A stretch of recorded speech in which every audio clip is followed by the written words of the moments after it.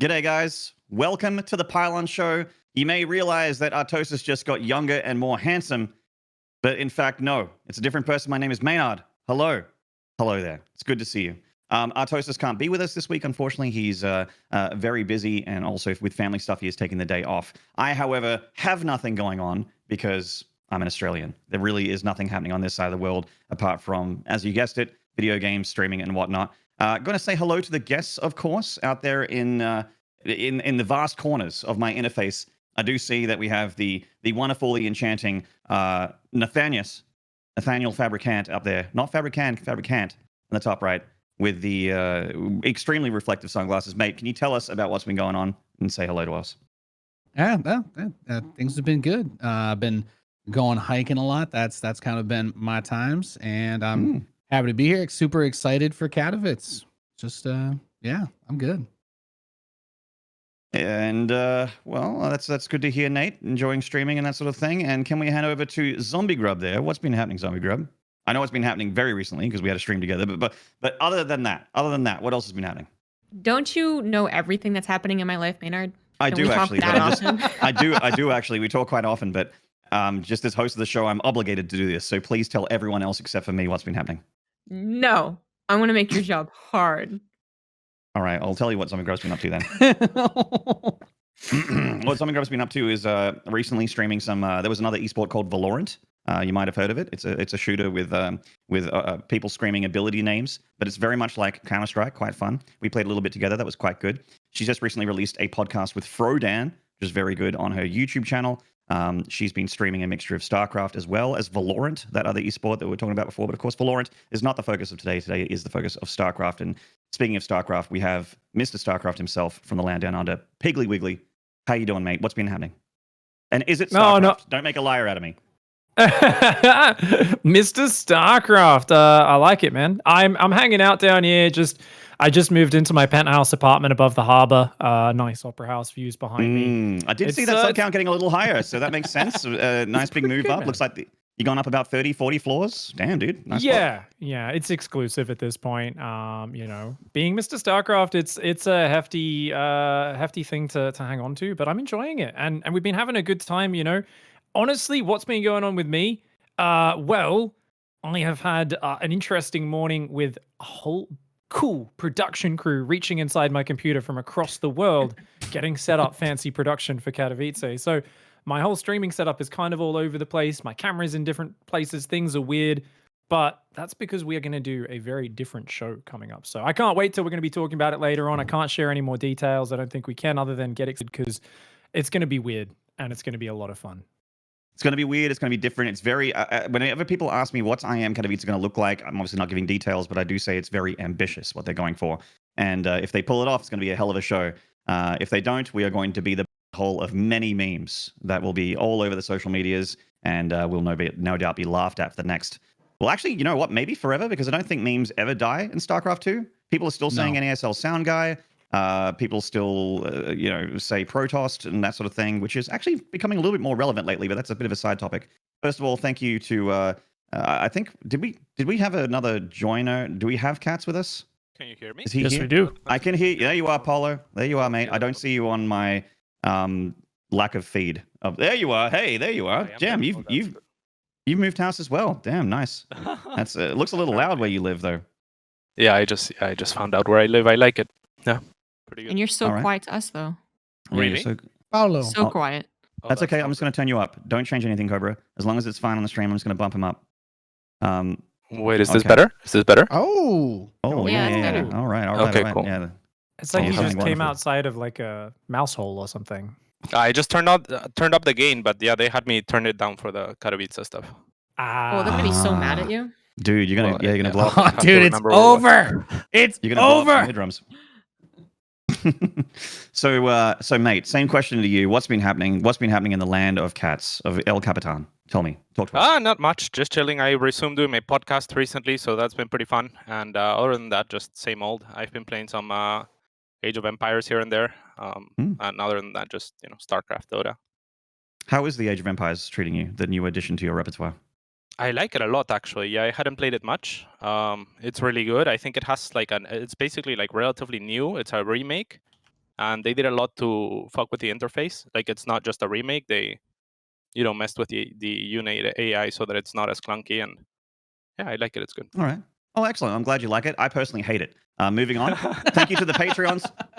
By the way, everyone that's a Patreon supporter of the channel, thank you very much for directly supporting the Patreon show. You guys are obviously, the gods out there, the kings and the queens out there of the Starcraft community that keep the Pylon show afloat. Really do appreciate it. If you could do a little bit of a favor to the Pylon show, though, do check out their new YouTube channel. It's no longer on youtube.com/Artosis. It's actually got its own YouTube channel that not a lot of people know about. It's got some decent viewership on the VODs, but if everyone that went to those VODs actually subscribed to the channel as well to get the bump when the new episode is uploaded, that would be fantastic. Obviously, at this point, you've seen a YouTuber before. Smash that bell and hit that like button or whatever the fuck they say. But definitely subscribe and definitely get a little alerts ready for the Pylon shows. You don't want to miss the episode uploads.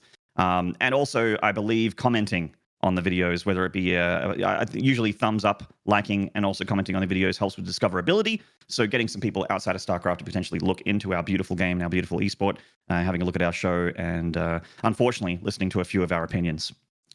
Now, we've already introduced the guests. What is our first topic of the day, Gobra? I believe our first topic of the day is actually the main topic of the day. That's right? correct. We're going right into it, guys. Foreplay is not something that's believed in. Okay, you know what? I'm going to pull back. We're going to start that one again. We're going to go right to the meat and potatoes of the show today, which is, of course, Until Extreme Masters Katowice 2021. I'm wearing my shirt. I got it here. It's from which 2019? There it is right there. I'm in the spirit. It's the most wonderful time of the year. No, it's not Christmas. It's StarCraft Christmas. It's the World Finals. So we're getting amongst it. Of course, there's a lot to talk about. Massive tournament. Like we said, the production's going to be very ambitious. It's going to be a lot different. We can't give details on that just yet, but it's only a couple days away, so you guys won't have to wait long. Right now, I think we could just start with talking about the tournament at itself and go around the table and maybe just say, what are your feelings on it so far? Obviously, we've had a few changes. The open bracket is a lot smaller. The prize pool is half of what it normally is, and it's obviously all online for the first time ever. So quite a few changes. I guess we'll start with Nate because I introduced you first. So Nate, talk to us. What is your feeling? What is the aura of IEM Katowice feeling like for you this year? It's awesome. I mean, it feels epic because it's like we managed to, despite everything that kind of got in the way, like it's obviously we would have loved to have had the offline events, but I'm glad that the system that was set up has allowed us to get to a place where we can have a big world championship like this. Even if we have to do it online, there's going to be so many days for everybody to tune in and catch some of it. I still feel like a lot of the scale is there, and as we we've kind of hinted at what ESL is trying to do to make the show still look good and be engaging. I think for better or worse is actually going to probably achieve that goal. So it's going to be a weird event, but I think that it still has that hype around it. At least for me, it does. Okay, Zombie Grub, your thoughts on this event coming up in just a few days? I'll avoid the meme response that I put in chat, and say that it's I am absolutely looking forward to it. I'm already getting a little bit of the feelings like it used to be back when we had offline events.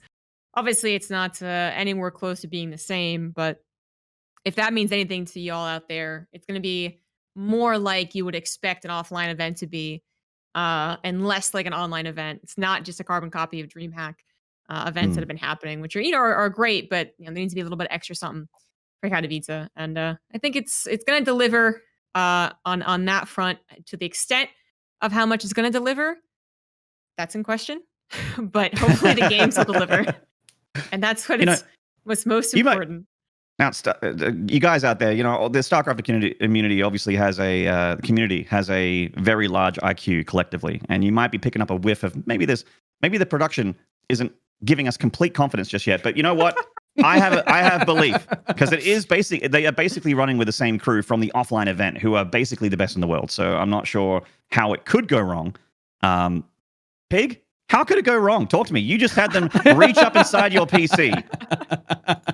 As you mentioned it, you definitely didn't say anything else pre-show, but they've been reaching up inside of your PC, like right up inside your PC to get to that webcam setting, to get to your audio settings, to roundabout up there.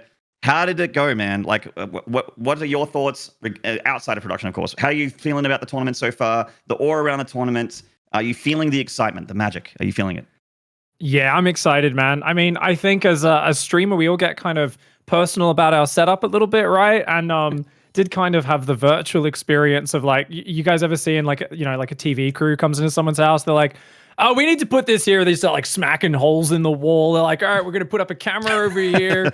We need some lights. There's no space for lights. They just like smash a mirror, create a hole. It was kind of that just virtually with my settings, but I'm very glad that it was that thorough because at the end of it, despite my setup here being very limited, we've got some kind of cool stuff and it looks pretty good. So honestly, I'm excited. I am going to be for over a week. The tournament runs like 8 days or something, sleeping at 8 a.m. each day and waking up at like 4 p.m. in the afternoon, my local time, so that I can kind of be on schedule. The first day is probably going to be a bit rough, but after that, for me, I want the full Katowice experience. This has been my favorite tournament to do for the last 5 years straight. There's just so much banter, so many memories, so many silly jokes, so many amazing games. Like the sheer number of games. The first time we got the laptop set up, where we're watching the B stream, the C stream, the game that's not even on the stream in the open bracket, and we're watching the main one at the same time. It's kind of like this Starcraft overload where I feel like we just watch so many sick games. There's amazing memes that come out of it. Players get good runs just in the open bracket in the round of 36, which we end up talking about like months and months later going, this guy almost made it out of the open bracket to the group stage. Look how good he is. And that's just how hard this tournament is. So man, I'm excited. I'm hoping with the production and the virtual stuff, we can bring some of that energy we normally do at an event, because part of the fun is as a StarCraft fan and a group of StarCraft fans hanging out, watching these games, and just having such a fun week of nonstop high-level games.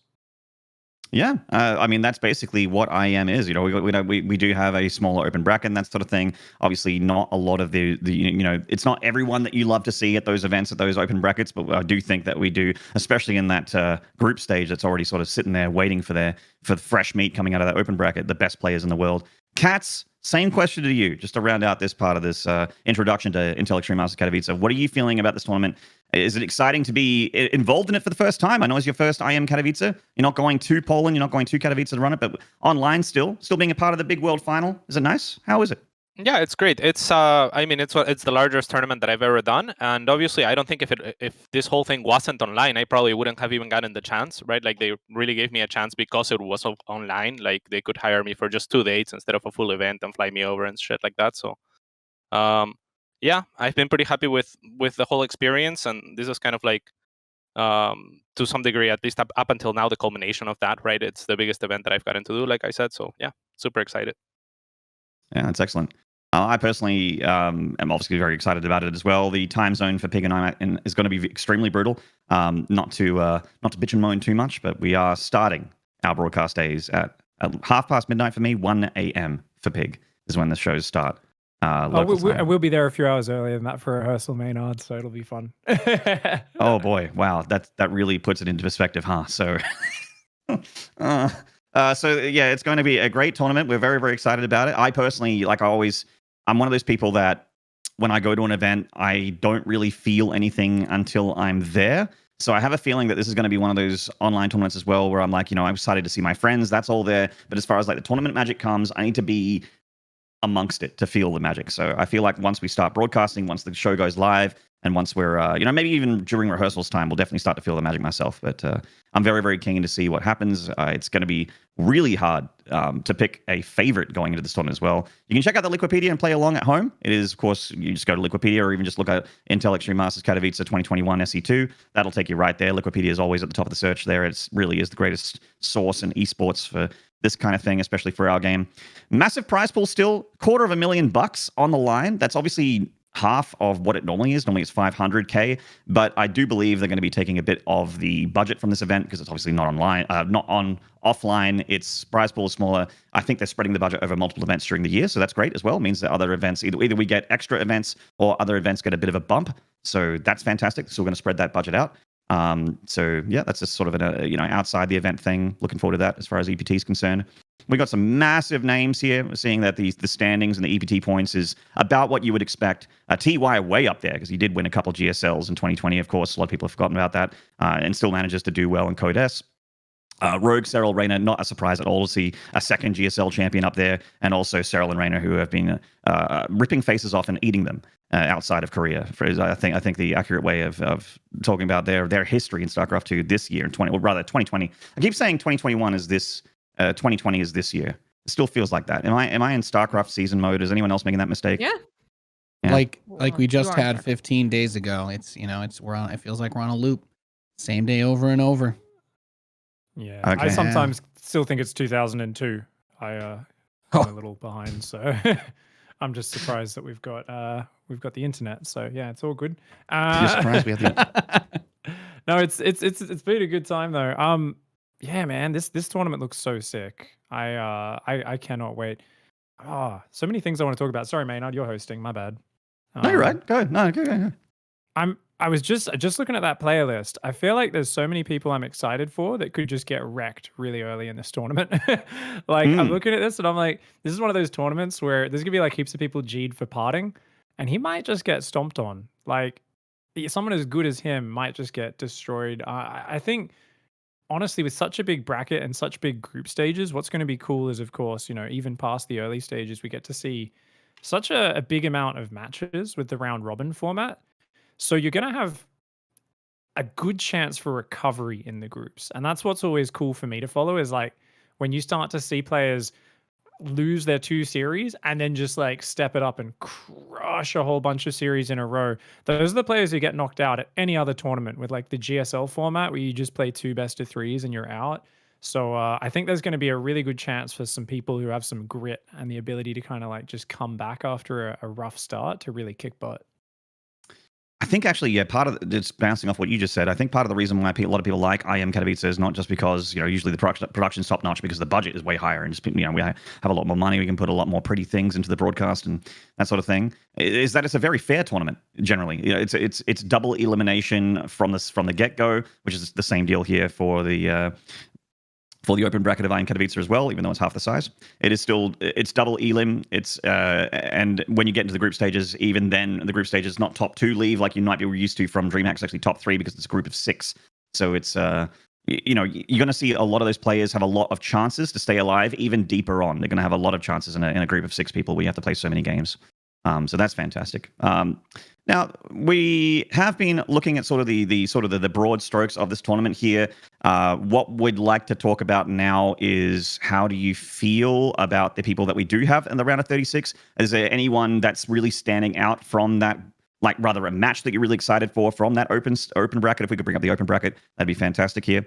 Just to show you the matches that we're going to have again, double elim. So if you see a match up there and you're like, oh my God, this player that I love is totally screwed, don't worry, they have a second life. But yes, there is a very large selection of excellent players here. I can just talk about the matchups right now as we get it up on stream. But it is going to be, we can start with Armani, Kelazor, Bunny, Laser. Either of those series, you got a prediction for just really quick? Either of those 4 players you're really excited about coming into this event as well? I feel like a Laser's been starting to pull up a little bit. Maybe Armani's feeling a little bit more on the quiet side. Are you guys feeling the same way? You're allowed to speak. I give you permission. You have to say our name at the beginning or end I'm of your scared sentence. God, to you know just what? speak You know what? turn, sir. This is raise your hand. No, see, this is the hard part. This is why James is so good at this, because whenever he says something, he puts someone's name in the middle of the question, or the statement, so that we See, have to respond. now, That's so James- good. I wish I was good James like is that. an excellent host, but it's like one of the first things you learn. Like, what are you doing, Maynard? Have you just not hosted? Come on, man. Yes, I have not hosted. You're This is doing my great, first Lee. time. I love okay. you. All Thank right, you, that's Nate. fair You've enough. hosted. That's fair enough. You're a king. All these people that have hosted things are being real bullies right now. I feel very attacked. So on that note, we're going to go to the greatest host of all time, Katz, who literally said the wrong sponsor one time in a broadcast. Yeah. So Katz, what those 4 series, those 2 series, those 4 players, just to start off the round of 36. How are you feeling about those 2 matches? I'm excited to see Kelazor in particular because I think he's had a quiet few years, even and now he's joined Team Liquid. It seems like he's reinvigorated and he's here. So I would love to see him do well. I don't think Armani is an unbeatable opponent for him, so that would be pretty cool. Out of those, that stands out. Cyan versus Scarlet is also a toss-up for me. I have no idea who is in better shape, so those are exciting. Okay, yeah, excellent. Honestly, Yeah, I was go for it. waiting for it to be popped up on stream because I don't actually have the bracket right now. Well, so what happened is I can There it is. link See- it in the. See, actually, just to give you guys a bit of a backline, I don't want to throw him on the bus because he works so hard, and I feel so bad for Cobra because it Go feels for like it. I he's- was he's- not he's- paying he's attention first- as close as I should have Yeah. to that detail. It feels like Cobra is constantly like he's trying to ride a unicycle while juggling flaming swords. Yeah. He always seems to come across that way, so I really hate bothering him with stuff. But he just didn't know what I wanted to pull up. Yeah, I did no, the I Joe should've- Rogan. I was like, Jamie, pull it up, and then it's like, Jamie wasn't listening. But there's the round of 36 right there. So now we know. Yeah. So yeah, we're talking about Armani, Kelazor, Bunny, a laser. So you had some thoughts, CG? Now that I have it up, I should have had it up. It's all good. Okay. It's never Cobra's fault. Cobra is juggling, top No, hats sometimes it is already my in the fault. circle. It's okay. Oh, you meant the first 4 players. I did the first 4 matches. There we go. All right. Okay. Yeah. First 4 players from the first Okay. 2 matches. Sorry, Cats. Didn't mean to All overload right. you there. All right. Well, now we're good. Now we got it. Yeah. So I love Kelazur. He's a great guy, and he seems to be doing very well on the European ladder because let's not forget he's from Europe. Or he's in Europe, I should say. But I just feel like he's really struggled to actually do as well as you would expect for a guy who hit 7K on Europe. That you would expect a guy who hits 7K on Europe to be the guy who's like really, really competitive, high up there in the European section of the tournament. And actually, he sometimes struggles in his region, Latin America. So I want him to do really well, but I don't know if he will. Armani's also kind of still riding the high of his one spectacular GSL performance. Seems to have some pretty good ZVT. So I feel like the safer bet is still betting on the Korean, as it usually is, like the safer bet. But of course, it's never that. It's not been that obvious for years if the Korean is going to win, because the next matchup, Bunny versus a laser. I actually think that a laser has a really good shot to win that, but Bunny's definitely been no slouch. So I had a tough time on my stream actually deciding who was going to make it through this bracket. Yeah, I'm honestly, I'm looking at it again. I've looked at it a few times, just getting ready for the event and that sort of thing. And I do actually find specifically Bunny a laser a little bit tough to call for me, because while Bunny's been on a bit of a rise, he has been a sort of did well in the last chance tournament, of course, topping his group, which was a spectacular performance from Bunny. It does feel like a laser is still a little bit too strong for me. It feels like that. I don't know if that's accurate or not. A laser's ZVT is sort of in question in my mind. I haven't gone through all the VODs and prepared on all those lasers. A lot of the tournaments that a laser plays in, I'm sound asleep because it's in the middle of the night. But unfortunately, I can't sleep through this one because I'm working this event. So, Piggly Wiggly, you got any thoughts on these 2 series coming up here? The Armani, Kelazor, Bunny, and laser ones? Yeah, I admittedly don't see a lot of Kelazur, but as a player who is still obviously studying and so on, when he took a step back from being that I'm going to grind every day to be the best, I think it's incredible. He hit 7K and all that. I think Armani is playing at such a high level, though. I do think he smashes through that series pretty hard. I expect him to really just look powerful in that series. Of course, the next one I think is a lot more interesting because a lot of it comes down to which a laser shows up on the day. A laser gets me excited because he always wants to make it into the main event of this tournament. I personally always think back to 2018 open bracket, where a laser beat Trust, he beat DNS, he beat Cass, he beat all these great players. He was looking so good. And then his buddy Lambo cheesed him out with a build which Lambo was talking smack on in the previous round. I in an remember that interview. now. Oh, Lambo yeah. was like, "Oh, that's such a dumb build that Impact did. That's so bad, like 12 pool, gasless. But then you're secretly doing a speedling all in, like you're just hoping they don't scout it." And he does it on like Cyber Forest or something to a laser and kills him. And I was like, "Oh man!"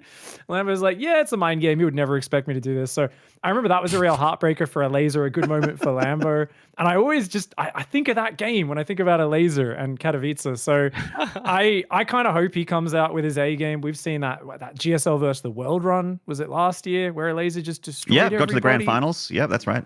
When he comes 2019. out. So not technically 2 years ago, but whatever. Technically 2019, right? Yeah, that was it. So about a year and a half ago, that was. But in the before no. times. In the long ago. Yeah. Back when you could get on planes and fly to tournaments. But no, Laser's good online and LAN. Like he comes out with such good prep.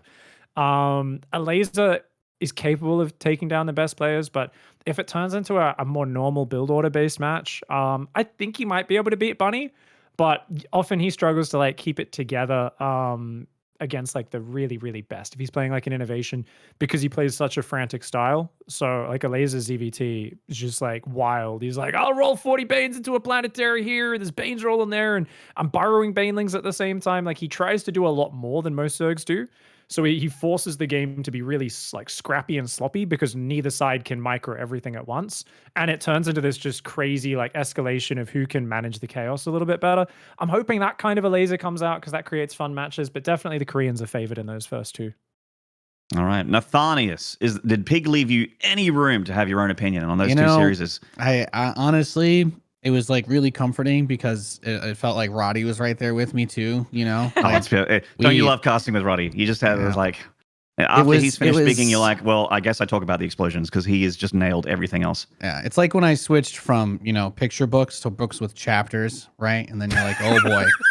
So last year, we've made a big step up, but I always like cheering for underdog type guys, honestly, and I'm gonna use my endless love for Sarah and Raynor to say that if Kellizer's putting in his time and practicing properly, it could make things interesting against Armani, since I do believe you're playing against the best Zergs, you're sharpening the sword against the strongest stone, and ideally that we get a competitive match there. It is pretty hard to root against the Koreans, but I think a laser could definitely beat Bunny. I like that a laser is kind of unpredictable. At least that's how I watch when I watch his games. I feel like I'm not really 100% sure where he's going to go. Mm-hmm. And as for the other two, yeah, I'm a Euthermal fanboy, but Ragnarok is like the ultimate destroyer of dreams in these tournaments, right? I don't know. Oh, he's allowed. No, he's allowed because that's where I was going next, Cash. You might have believed that we were going down the bracket. We're starting from the top, and now we're here. So we're going to Euthermal Ragnarok. So you think that Ragnarok is just going to continue to crush dreams, the player that no one really pays attention to until he's killed all your favorite players? Yeah, I feel like he's cursed, right? That's his thing. And he gets to show these tournaments, and then we all get to talk. Like, we all have the same story about Ragnarok. We're like, yeah, he's been doing great in online tournaments forever. It doesn't really get as deep when you see them in those brackets, and it usually ends up being like he can, he's like it's like a skill check for almost everybody, but the top guys that's where the hump is for him. Here's the funny thing about that, though. I feel like, Ragnarok might be the destroyer of dreams, the guy who comes in, beats your fan favorites, and then doesn't really even do spectacularly well. But Euthermal can also have a little bit of that too, where everyone's like, "Oh, Euthermal's great, but like, what's really going to happen?" And then he comes in and like does like a fake 2-on-1 against Rogue and wins like the ace match in War Chest Team League, right? So I feel like you actually got two very varied players, I guess, snipers of their own accord, fighting against each other.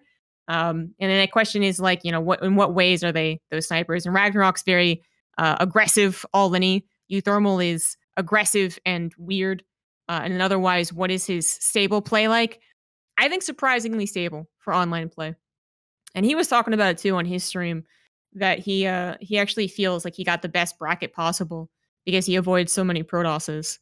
Unless Cyan wins against Scarlet. So I don't know. He made me believe in him. I already pretty much believed in him. Obviously, again, one of those conundrums where like choosing the Korean to win, no one's gonna fault you for it.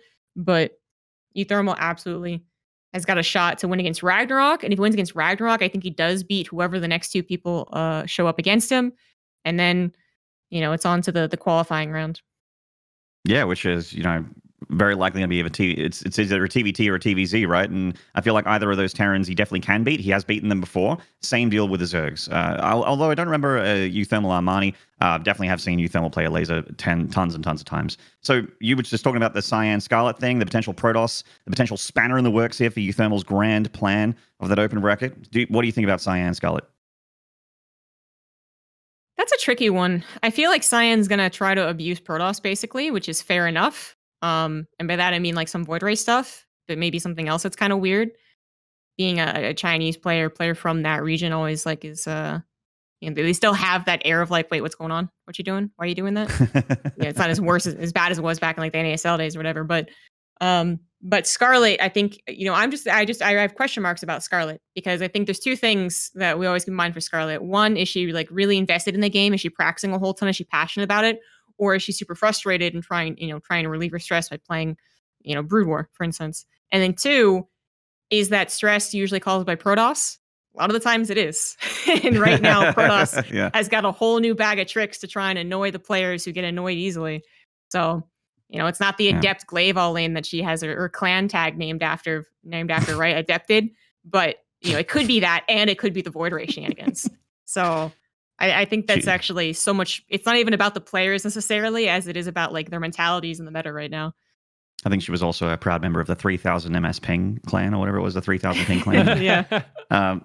But yeah, no, it's actually a lot of you guys out there watching right now that have been following the scene pretty close will know that Scarlet can be a little bit inconsistent sometimes. If sometimes she looks like the best player in the world, and sometimes sometimes it's like, well, is she really meant to be here? The answer is always yes, she is meant to be here because she is such a incredibly great player. But yeah, that whole Protoss thing, it's a good point, ZG. Scarlet has always had a bit of a mental block in ZVP, not because she doesn't always lose them. She, of course, can beat great Protosses. It's just that she seems to just not like the matchup very much, and not like the race very much. That's the whole reason why she started playing Protoss a little bit, was because she was like, if I'm up against another Protoss or something like that, I want to play my off race. And she was even floating that idea at one point years ago in the not the DreamHack tournaments. It was still WCS at the time, so WCS tournaments. Cats, did you touch on the series a little bit? Anything else you would like to add to the Euthermal Ragnarok, Cyan, Scarlet couple series there?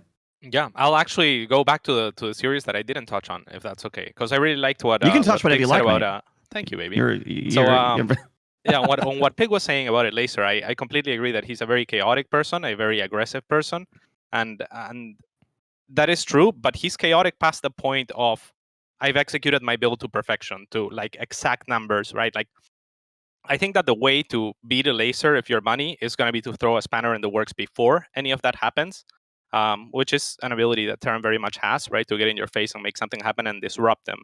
And I think if you disrupt the Laser, that's when he's at his weakest. But when he has his setup, then he starts attacking, and then he won't stop, and he's one of the best in the world at that. So that's what I would say about that series. And now moving on to Cyan Scarlet, I guess. They removed the bracket, but... I think both Scarlet and Euthermal, just to lump them up together, are the same type of player for their own races, in the sense that they are both very creative players. They always have their own styles, which is not something that most players can say. They have what Big Gabe maybe would call an X factor, and I think that can take them really far from time to time. Yeah, I am curious to see what they have prepared, or if they have prepared, or if they have taken this tournament very seriously. I imagine Euthermal is and has, especially if he's been talking about it and how easy his bracket is, or at least having an easier path than he might have had otherwise. So I'm excited for that, because Euthermal will bring out something weird. Scarlet will bring out something weird.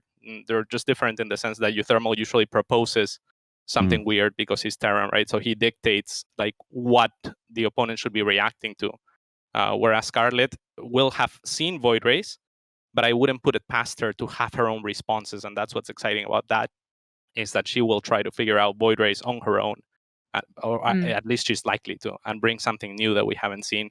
And if it's good, she'll crush through. And if it's not, then, I do want to add that I actually, to make it like official, I do think that Scarlet wins that match. I think she is just going to perform better than Cyan.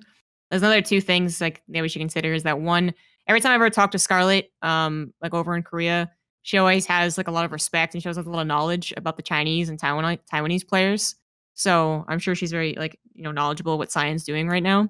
And then two, I do think that there are times when even the most well-intentioned Void Ray shit gets absolutely stomped by a better player who's prepared for it. So I actually, even though I threw out the two, like, oh, I don't know, I actually think the way the series is going to go is like one cheeky cheese weird attack from Scarlet is to like end the game early. And the second game, he's going to try and Void Ray defend, and she's just going to like obliterate him. So just want to make that officially on the record. But I think he's got a shot if he can, basically, if he can just, he shows like a solid like base skill level, and then also gets to a certain point with this meta. You know what I'm saying? Like get to a certain number of void rays or get to the carriers type thing. I'm picking up what you're putting down. I was actually I was casting Cyan like earlier this week, I think it was, in the just EPT Korea Cup, and he was moments of like really sick type play. And we've seen Cyan do that for years, where like just his defensive macro setup can be immaculate. You're like, whoa, he's so good right now. But like he was playing Rex, who's a pretty strong Taiwanese Zerg player. But yeah, I remember there was like moments where he just kind of like he'd throw his army away on creep because he was trying to like hit 4 places at once, and he'd be like, oh, here's my main army, and he just like banelings would just kill every High Templar and he'd lose his whole army. But he was so far ahead with like masses of static defense, like, and off the back of the Void Rays, he's like, I want to make cannons and batteries everywhere and just have Psystorm. You can never kill it. But definitely I can see someone like Scarlet, like you said, Zombie getting 80 drones, Hydra Bane, and just rolling in and rolling over it. It's like a funny thing. The Void Ray thing is something that's going to be happening a lot this tournament, you know. Oh, yeah, I don't think this will be the tournament of Void Rays necessarily. This won't be like a Swarm Host BlizzCon or anything like that, Night of Swarm Host, but it's going to be a tournament with like lots of Void Rays in ZVP. And I think what's interesting is they're not really good versus anything except like Roaches and Corruptors in terms of just raw stats. But it's the way the shield battery works, where as a Protoss, often the way you lose to Zerg is you get surrounded away from your batteries or with not too many in range, units die too quickly, and you can't like fall back. But if you can fall behind your buildings, you spot it coming, you buy some time with some force fields, Protoss can do this like defensive retreat through their buildings and their batteries. And at the end of the fight, which looks incredibly close and nail-biting, the Protoss lost like 2 units and the Zerg lost an army. And Void Rays just happen to work amazingly with that, where they can fly. So they just can fall behind the wall, come back out, come back in, and they can kind of just prolong the fight for such a long duration that they always end up getting value against everything. But if they ever get caught out of position, they crumble, they're paperweights, right? If they have Hydras or enough Queens get underneath them, they do look rather silly. So it's all about, can the Protoss actually engineer enough of a staggered retreat? Can they get wind of what the Zerg is up to? And I guess just while we're talking about it on a bit of a tangent, definitely going to have our eyes on, are people doing these mass queen pushes that are so common, and which Protoss players are going to go into disruptors? Because we're seeing more and more Protoss players scout mass queen, go disruptors, and you're getting this like really funky army matchup. So ZVP is going to have some weird long games, and it's going to be really interesting to see what people do in that meta at this tournament. Do you guys remember last Katowice? Yeah. We were actually hyping up the fact that the Zerg players at the time were saying that mech's like really, really good. And, they were actually like super complaining about it. And every single game during the week, we were like, is anyone going to play mech? And no one played mech against Zerg. Like, yeah. I don't know if that's going to happen here, but I'm getting these weird, like similar feelings where I'm like, we're talking about the Void Rays, talking about the Void Rays. I'm wondering if someone just comes in, the Zerg's got in their little like evolution chamber and they just had a party and they had a mind session and they're like, no, we know how to beat it. It's fine. And the Protoss were like, oh, fuck, like we didn't anticipate this. And then Zest comes out of the woodworks again with some adept shit that no one expected. And we're like, all this prep work, man. Like, what was it even for? Yeah, I actually this talk about like what builds are strong right now and what we're going to see at the tournament, just sort of theory crafting here. It's reminding me of other IEM Katowices, and I remember at least the last 3 or 4. There's always been like a meta that sort of started to get rounded out around that tournament, which you see a lot of time and time and time again at that particular tournament. And then people start to figure it out, or it gets literally patched. Like, for instance, there was that one IEM Katowice a few years back where you could basically just make Ravens and spam anti-armor missile and delete entire Protoss Skytoss armies with the anti-armor missile, because it turns out even though it only did, was it 10 or 15 damage, if you stack 10 or 15 damage 300 times, then, you've erased everything. And then there was like obviously the Nidus Swarm Host thing, or just Nidus in general was very strong one year. There was the Adept Printer, of course, from Zest last year. The Adept Printer became a big hit in the community, for better or for worse. And it is, it hit that one hit hard because it's still around still. Yeah, I feel like every PvZ you see it at least once, especially if there's a Korean Protoss involved. So you're going to say something, Katz? Yeah, I think to touch on what Pig was saying about Void Rays as well, I completely agree. Like, Void Rays are good for defensive reasons and whatnot, but you touched on this with the Disruptor. I think that the thing that makes Void Rays prevalent in the meta, and that's gonna continue to make them so, I think, throughout this tournament, like without question, is the fact that there's transitions. But like Pig said, the Void Race counter Corruptors and Roaches, right? And that means that Zerg has to go into Queens or Hydras. And both of the transitions into either Disruptors or Carriers is kind of like where the Protoss is going to go after that. And that is the strength of the Protoss. More so than I'm going to fuck you up and kill you with my 5 Void Rays if they get a snipe on a hatchery, great. But it's really about how the game develops after that. And Protoss is really strong. Yeah, with Carriers against Hydras just do not trade well. There's been, Lambo has like made a guide on 7 ways to deal with late game Protoss, but that's what the Void Rays do. It's not so much about the opening, it's that it allows Protoss to go to late game right now with the double Stargate Void Ray, I think. And it almost Speaking of always that- gets there as well. I feel Cool. with the that particular style, unless you just cut the head off really early before it becomes a problem. Can we do a quick prediction randomly? And hopefully there's one diehard fan who bothers checking for us the results. How many 4th hatcheries are going to get sniped by Void Rays in this tournament? I'm going to say 43. Damn! 40. That's 43. high, man. Wow, That's okay, pretty high. damn. Pretty high. That's I- pretty much putting Void Rays in every game, which I like. I think they're gonna be around for sure. I'm gonna There's a lot of say games in I'm gonna this go low tournament. end. I'm gonna go low end. I'm gonna say 12. I'm gonna say 20. Okay. Gonna go 17 because I like both of your predictions somewhere in there. The Zergs are just going to ruin my dreams, by the way. They're all just going to actually take like safer 4th bases. And, like, no one. There's going to be like one sniped in the entire tournament. The Zerg wins anyway or something. It's like- I was about to ask, is this Price is Right or whatever terms? Should I Yeah, bet can you one you now? can snipe one of our predictions? Yeah. do I just pick one now? Go for it, Nate. Give us a number. Pig demands it of you. Give us a number. Okay. I guess. You can do it. You know what? I think it's about 20. I think 20 is a fair number. There Hey, you you go. stole mine. That's Yeah. exactly You Zombie gotta- Grub's you gotta best. say I have to pick a 19 or unique 21. 19, 1 under. Sorry. All right, Okay, all right. one, There you go, over there you under. go. There it is. There you Okay. All right. So All you right. I thought you Price is said Right 21. snipes I'm CG. deaf. Sorry. I thought you said 21. right. I was trying to go 1 under. All right, we're on the bottom side of the round of 36 now. Just really quick, we might even just open the floor to these four series here, so we can get into the group stages. But so we got Dongregu Haas, we got Dream versus Beyond at TVT there, and we got Nice versus Hurricane and Probe versus SOS. A couple PvPs there on the bottom and the TVT on top. So what do we think about that first PvZ, that TVT, and those 2 PvPs? Talk to us, boys and girls. So we'll start off with ZG. ZG, talk to us. What do you think about these 4 series at the bottom of the bracket here? I think Dream Beyond is the no-brainer, most interesting one. I might be forcing Agree. the issue on Saturday if everyone I else also disagrees may with me. I may have also forced the issue as Okay, good. Yeah. Okay, good. So yeah, obviously everyone wants to know what Beyond's doing. What is he gonna do in this tournament? He says that his wrist issues don't bother him as much when he plays online because he's like less stressed or whatever. So I think he has a shot to go really far in this tournament, but it all starts right here, right now. And he's actually got a pretty tough opponent. I actually would like the other matchups better for Bjorn, TBH, like a TVZ versus DOG obviously would be really amazing for him. Or facing the Taiwanese Protosses, I think he'll do fine. So this one is the one that gives me a little bit of pause and worry, but it also should be like the best, TVT. That's what we should be casting. So it should be most paid attention to because Bjorn's going to be the fan favorite. And then the other Absolutely. matchups, I mean, PvP's fun. Nice actually had his very good run in Katowice. Like it wasn't necessarily a good run, but it was an impressive place that he put himself in our brains, right? Like he had really good matches. Actually, unfortunately, he couldn't actually make a run. Was it Hurricane that stopped him last year? It was definitely It a might PvP have at the end been. there.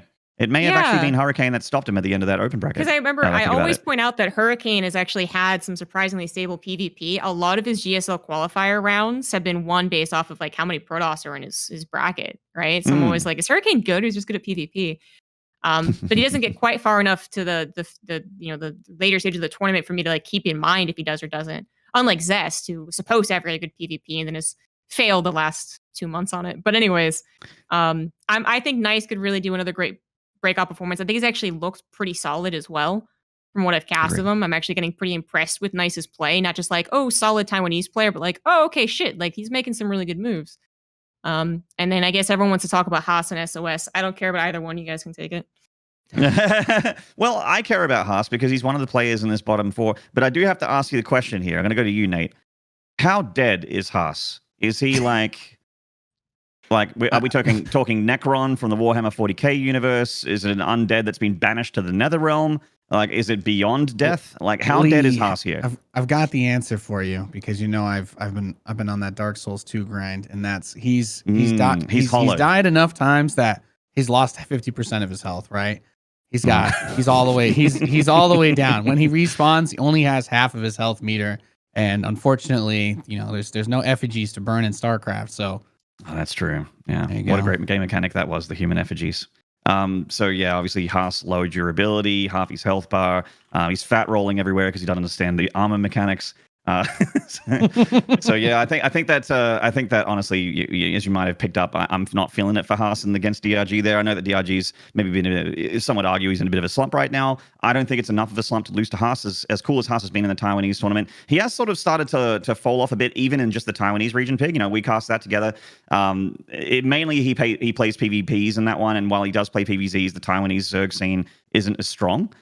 So how do you feel about Haas versus DRG? Is he as dead as I'm sort of painting a picture of here, or is it hyperbole? Is it the hypecaster hyperbolizing again? Talk to me. Yeah, well, so this is a common thing when you look in the animal kingdom. There are certain creatures that don't have to use size. It's not about muscle. It's not about the weight class. They use trickery. Some of them have venom, poison. With Haas, he might be dead, but that's what he wants his opponents to think. He's lying there in that casket, and as they come to spit on him in his casket, his hand reaches up, grabs him by the throat, and then he just strangles them to death, climbs out, puts their suit on, and goes through to stalk through and destroy the rest of their family and friends. Haas is a psychopath. He's going to go through to the finals against SOS in this bracket. There's no chance that anything else happens. And I think you guys can predict the lower bracket and see if Beyond or Dream makes it out of there, whichever one. But it's all about Haas and SOS in this upper bracket qualifying match. You actually just have no soul. All right. I mean, there are definitely a lot of people out there that would love to see that for sure. Nate, what about you, mate? How are we feeling about these 4 series at the bottom of the bracket? Paulo, I spoke to Nate. He brought up the Dark Souls, which was nice because I'm a Dark Souls fan as well. Paulo, these bottom 4 series, is anything really a giant standout for you there? Is there a player that you feel like is just going to crush it? Or do you think any of these series in particular are going to be ones that you can't miss? Yeah, I mean, Dongregoo versus Haas is going to be fun. But Dongregoo, I mean, I love the guy. He was, at some point, the best player in the world. He was my mentor at some point, so I have a special admiration for him. Haas is crazy as it gets, but Dongregoo is extremely intelligent. He's the type of player that will adapt very easily. He's the type of player that was a trailblazer that invents responses. As soon as he came back, he was the player that most Turks modeled their gameplay against the Adepto Lins after, right? Like he proposed a solution with the Ling waves into roaches, and that was like the DRG response. And that's just kind of what he does and what he built a career doing. So I think the only way that he gets surprised is if he somehow just doesn't do any research on Haas, does not expect Haas to be cheesy. But I think at this point in 2021, that's just kind of like what you have to expect of Haas. So I don't see any universe where DRG drops a map to Haas. I'm glad we got the chat up on the screen right now. Seeing a lot of names. We're having a good time. All right. Hold Haas. Hold. Stop. Pass to the moon. I feel like it's actually perfect. It is. It's a perfect meme to relate to because then everything just shattered in terrible tears and frustration at the end of the meme. So. Elon's going to tweet about Haas, and then no one will give a shit a week later. It's gonna... Exactly. Yeah, I'm looking forward to that. Yeah, I think Beyond versus Dream is obviously super exciting as well. And oddly enough, Beyond, I think there's like bookmaker odds and stuff like that, which is extra exciting for me because I usually check those to see what people, what Vegas thinks. And usually for the last like 3 years, Vegas has been thinking Serral has a 50% chance to win this tournament, like just about every time, or better than 50%. And this time Serral's not that. He plays like 4 times and he's still at the top. And Beyond is actually pretty close by, even though he's not even technically like qualified to through to the next round. So he's definitely the heavy favorite, I think, in the eyes of most heading into this bracket. So I expect he'll advance, but should be a great match against Dream. Well, I'm just going to extend this section then because I'm just about done with the open bracket. But considering you just talked about Bjorn coming through, who are your other 3 picks for getting out of the round of 36? Bottom end, I suppose it would be SOS, Dongragu, and scroll down, Hurricane. Yeah, those are the safe ones. I'd love to see Nice do well, and I think that Hurricane is a better player, but he's a choky player in tournaments, so Nice could upset. All right, the wiggliest of pigglies. I'm going to go over into your trough, pull your head out, and make you answer me this. Your 4 player picks. Who comes out of this round of 36? Ooh, making me actually make a firm prediction. I think it could The go firmest so of many different predictions. ways. Yeah, it's hard to get confident and have a real turgid prediction about this bracket. But I think that honestly, we're going to see Beyond Dream makes it out of the lower brackets. We've got Beyond Dream. You know what? I actually think Ragnarok and the last one is really, really hard. You know what? Nice. I think Nice is going to do it this year. I believe. Wow. Nice. Dark horse pick. Very nice indeed. Nathanias, your 4 coming out of the round of 36. Oh, okay. Yeah, I like Bjorn. I think Bjorn and Ragnarok are both absolute warriors in these types of situations, quite a bit more than the others. If I want to take my underdog picks, I'd love to see a laser find a way out of this alongside SOS. There you go. That's my spice. All right. ZG, your picks, if you please. Yeah, all right. I'm going to choose a laser, euthermal, #grubblebdubdubs. Yeah, all right. And War Chest beyond. Team League. That's also Hell why yeah. I picked SOS. Hell yeah. Hell yeah. Well, How many games did SOS win? Enough. Yeah. Okay. All right. Well, I mean, some of our other players are in the group stages, of course, which we'll be talking about next post-with. I think that my players here out of the round of 4, if anyone cares, just as I have this microphone here, my floor, I actually think that, hashtag the Dread Knights, Ragnarok's going to come out the top there. But on the bottom side, I think Micro Jackson's moonwalking out as the second from the top side. And I think that Beyond will be my second player. On the bottom side, I actually see DRG. So I think he's going to lose his ZVT. I think DRG can smash that top side of the bottom bracket.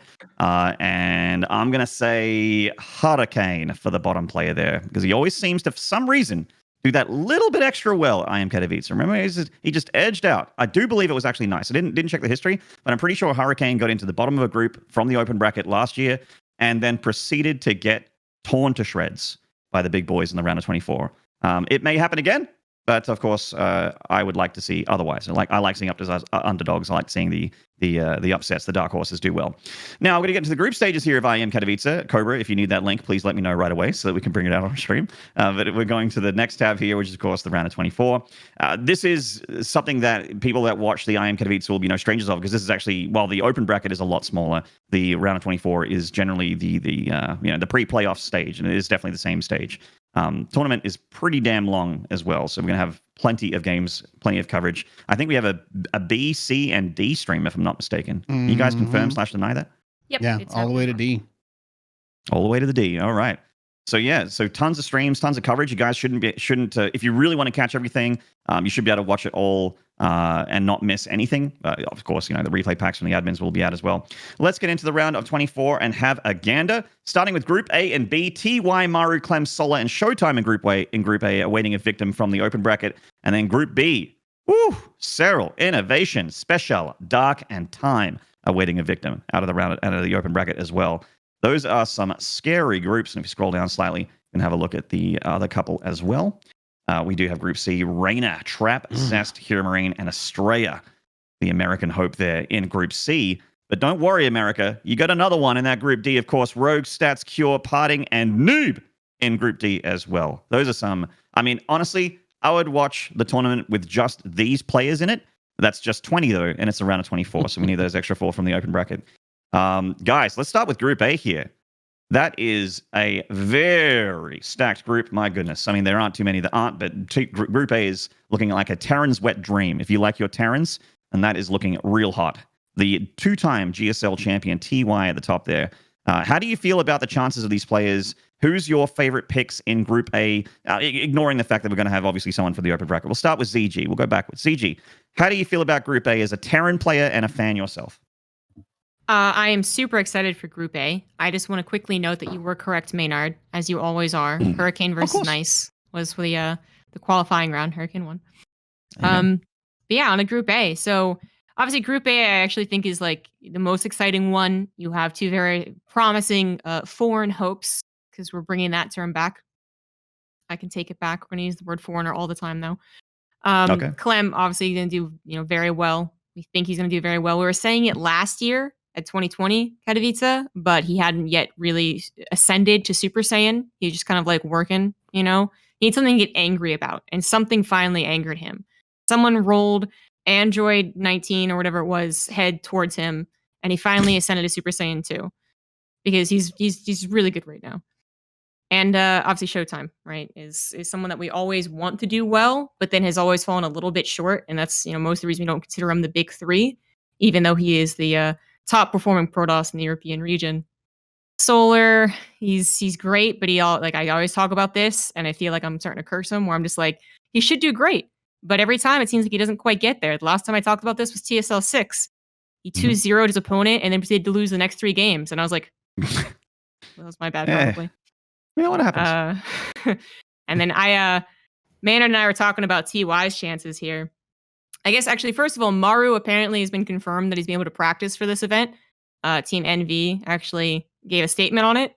So cool. if anyone was wondering about how Maru was doing, he's been able to practice at the very least. Does it mean he's like his S tier form? We don't really know that. But he could do well. I think TY is still pretty much a shoe-in to make it into the top 3 of his group, if not top 2. But maybe not everyone agrees with that. And then Mara has a chance. I'm actually thinking TY Clem, and then maybe whoever makes that 6th player slot might be it. Mm-hmm. I mean, there's obviously a lot of dangerous players in the round of 36. I mean, you slot in Ragnarok or Beyond into this group or something like that, and it really opens it up. So, Cats, we'll go for your Group A talk about here. Any particular player in there that's looking like someone that's a shoe-in for that top 3, or thinks going to show us a great with you on time? TY. I am not one to predict TY usually. He usually hangs out around the lower ends of MMR on Korea, but he's just such a great tournament player that just never seems to matter.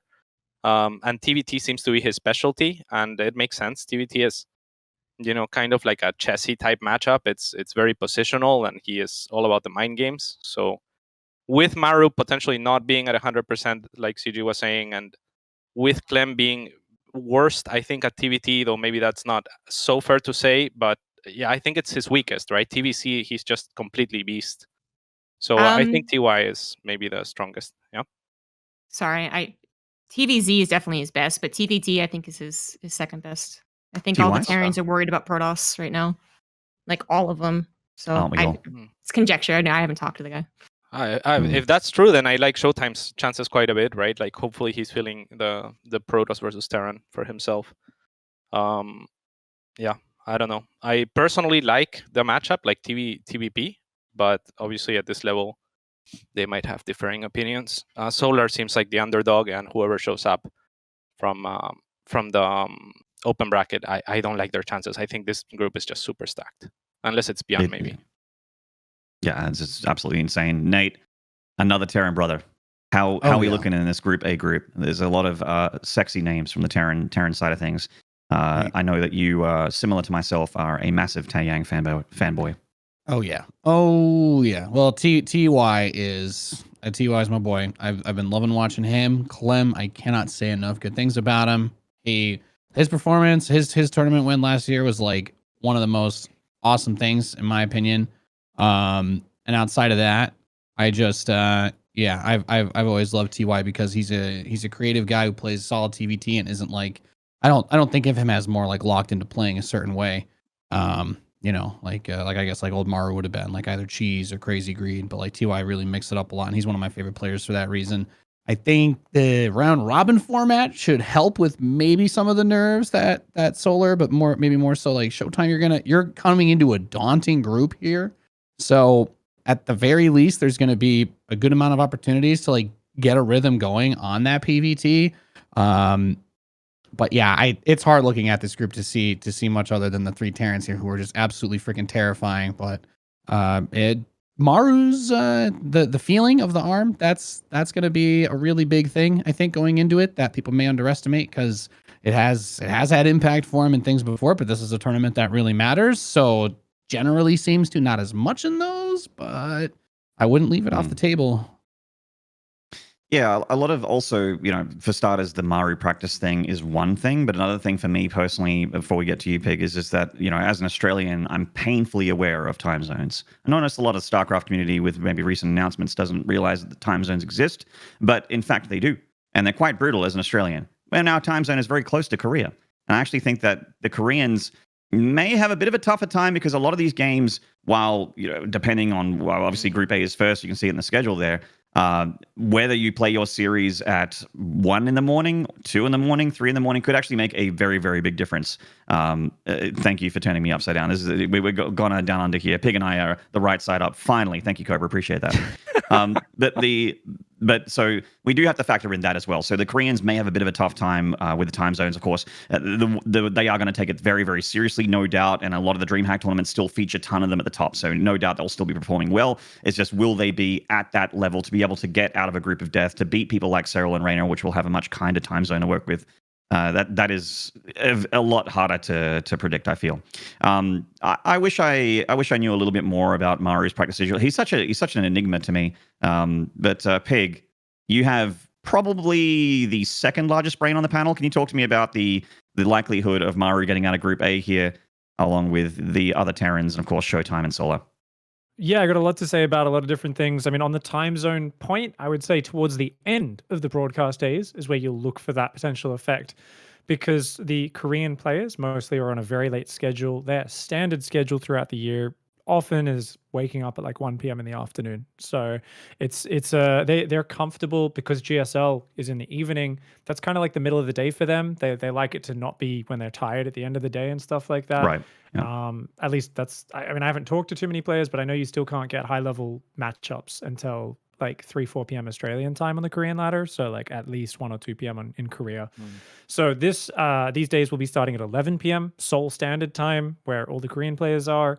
So it's going to be, maybe the end of a broadcast, you're hitting 6, 7 a.m. Definitely that could start to affect the players, but most of them are quite used to it, and hopefully they're already preparing and moving their sleep schedule even later to adapt for that. I actually think it's going to be very early in the morning American time. So like if you're playing at the start of the day as like a Neeb or an Estrella, it's going to be like 6 or 7 in the morning probably if you're West Coast. East Coast won't be too bad. East Coast won't be too bad, I don't think. It's still morning, obviously, but won't be too terrible. Arguably for a Wasteman Pro Gamer schedule, that's worse, right? Getting up at 6 a.m., that's hard, man. Well, Neeb might have to play at 8 a.m. I don't know what his sleep schedule's like. If 8 a.m. is when he has dinner, then I'm like, well, this is... That would be bad, yeah. That's pretty hard. I've talked to some pro gamers, man. I mean, occasionally, I imagine Cyril gets up at the crack of dawn and does 300 push-ups. I don't know about the other ones. But I think like last I spoke to Cyril, I believe his practice schedule involves, a 5 a.m. You get up in the morning, you go out to the woods of Pornine and you hunt some deer. You take it home to make venison steaks for the family. And then you go, I think ice hole fishing is the next part. And it's quick 9 holes at the golf course that he owns. And then he goes back to his house to, of course.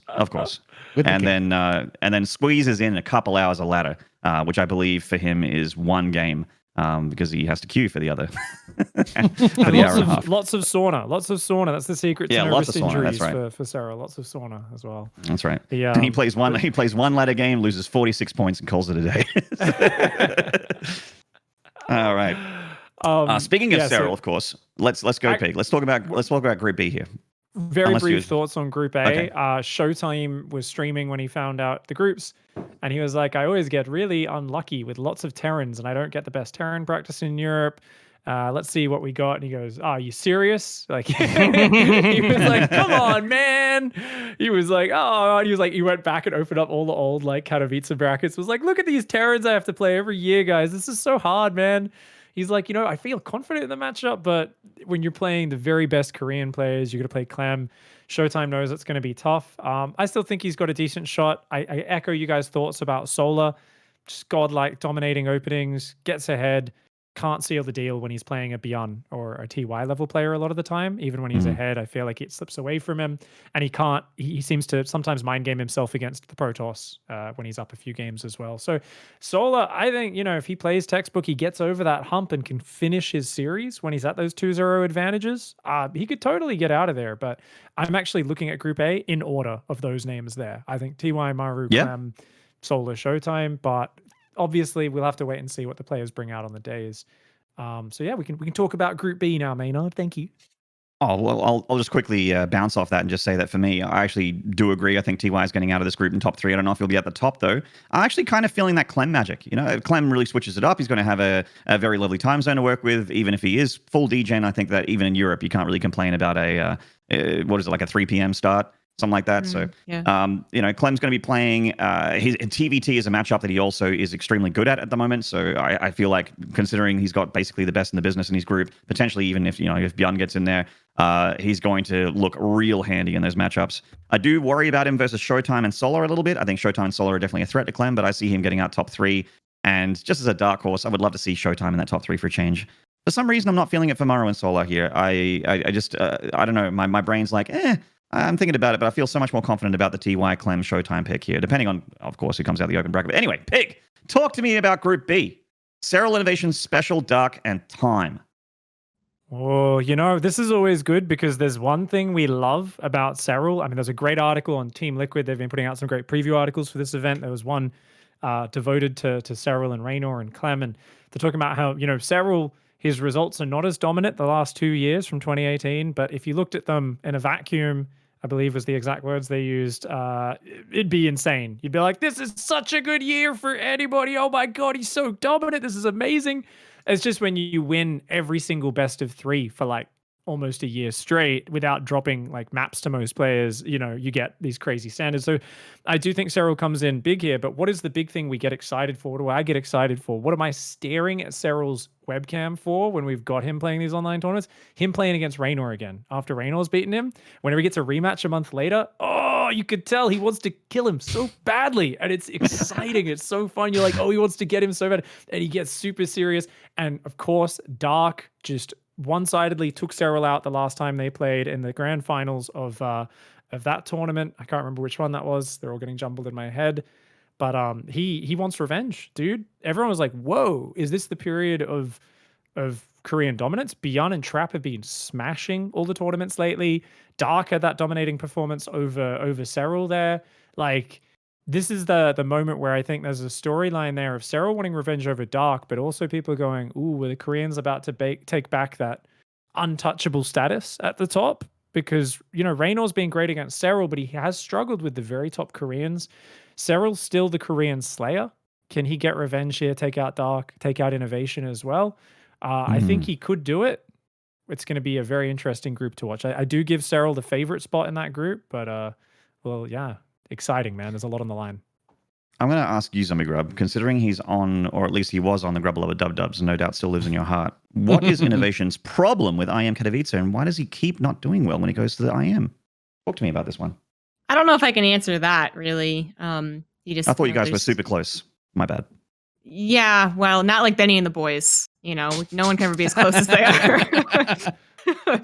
But anyways, I don't know what it is about Katowice. Maybe it's just like too long of a tournament. Maybe it always happens. I guess it used to happen at the turn of a big balance patch because, BlizzCon and then big balance patch and then Katowice. So, that could be it. There's also usually like map differences, which I would actually say favors Terran if it's new, but maybe that doesn't favor Innovation. That's not something we have to worry about this year either.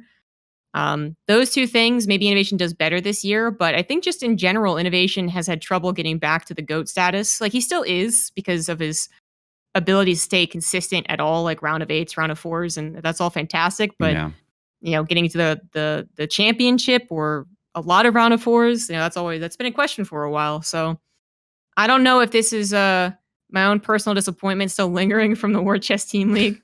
Or what? But you're not bitter. You're not bitter. I'm not bitter. It's fine. Only one, literally one ace match. It's fine. But no, I don't know if Innovation's actually really gonna show up this year either. It's not going to be as bad as maybe, what was it, 2018, where the only win he got was versus Cyril in a match that didn't matter.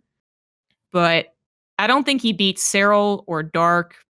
I think he struggles versus Time, and even Special has a real shot at taking him down in TVT.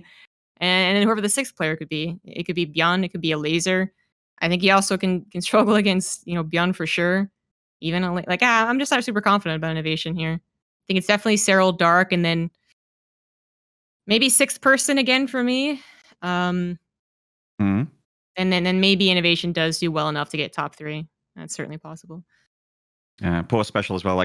Special got really deep in the Alien League the other week, of course, with a bracket full of Korean players, Katowice players, which is awesome to see. But it's one of those things where Special seems to have either the hardest or the second hardest group every single Intel Extreme Masters that he manages to make the group stages of. Famously, he had the 5 Protoss group, or like him and 5 Protosses, and the group, I think that was last year or maybe the year before for Juanito. Katz, my friend, talk to me about Group B. Who are you feeling to come out of this one, ignoring potential open bracket additions, unless they factor into your guesses? You think someone in the open bracket is going to do well here?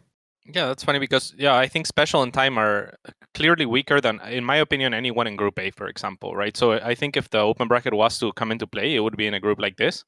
With that said, I really like what Zombie Grub was saying about Innovation in terms of Katowice being that. I think that's a really good guess, that Katowice is usually after a balance patch and a big map change, because Innovation is the type of player that's very good at iterating, very good at doing kind of like, he has his own unique style to some degree, but it takes time to build up to that, to build up to perfection mechanically, right? Like, it's just, he's great at that, and he's had the time to develop that, so I think he should be at a strong point.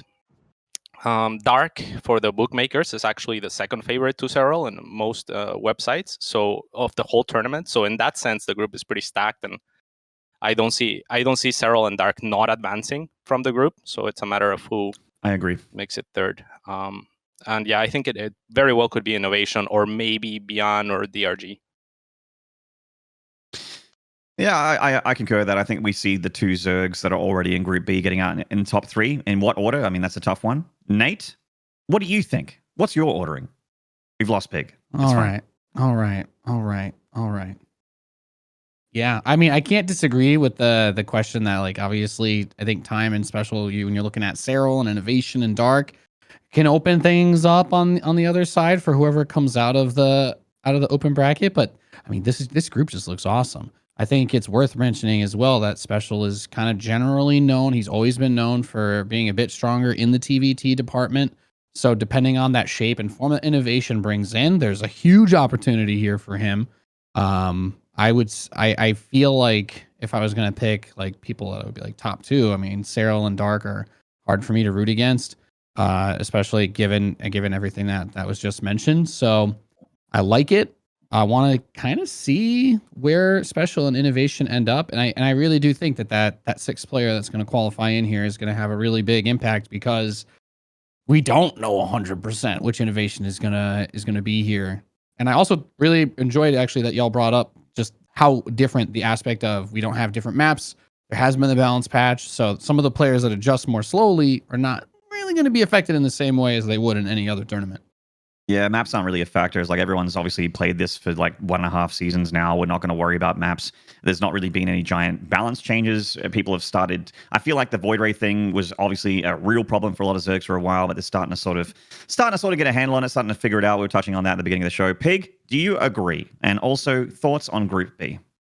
Yeah, dude. I think that Inno is actually very good with lag.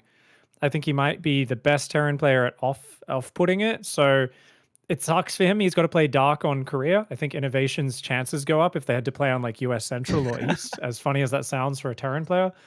For me, Innovation was the guy who, in the middle of the last year, the middle of the seasons, I should say, as players were starting to get used to online, I think Terran had a very hard time at the start of it, adjusting to playing with the lag. And I think Innovation was the first who was like, hey guys, yeah, let's just go to like 4 bases, macro harder than ever before. Well, Cure as well, another guy, a few Terrans did it.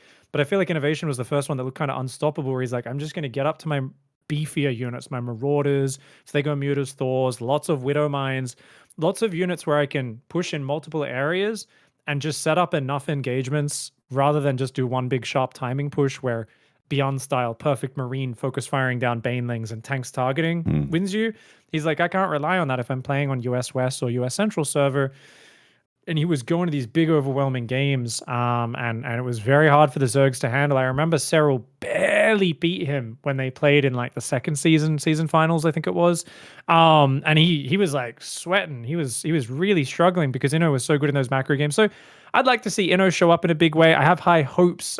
He beat Hurricane 10-1 yesterday in the ITAX 10-1 battles. 10-1 Was that? against. Did you say 10-1? Okay. Yes. Wow. I guess it was a best of 21 or something. Yeah, it must be. No, Or it's so good that you just went into the Matrix. All right. So where were we? We were talking about Group B. Has anyone else got anything to add, or can we just go to the last two groups here? No. No, we're going. Just All looking right. forward to you introing time, Maynard, in an epic way. Yes. Well, I mean, it is going to be at a really uncool time to scream intros of players with wife and dog 30 feet away. But you know, I will endeavor to do my best to bring that Katowice magic. You're not going to get wife home. to have one of those big construction site like noise cancelling headsets The orange when they've got like a jackhammer. We gotta go to the supermarket later, and I might get some of them deep earplugs. You know, How do you not have the passion to just get a recording studio in your apartment? Just gonna stand next to the bed and just go in the top left. Just get over it. It's like tearing off a Band-Aid. You know, just like, whoa! Start spinning around, chasing his own tail. And that's the energy I want to bring to my house. My house. I don't Good know why when I'll Dane Cook there for a second. But anyway, we're going to go into Group C and have a look at this one. Sorry. It's okay, ZG. You're allowed to laugh.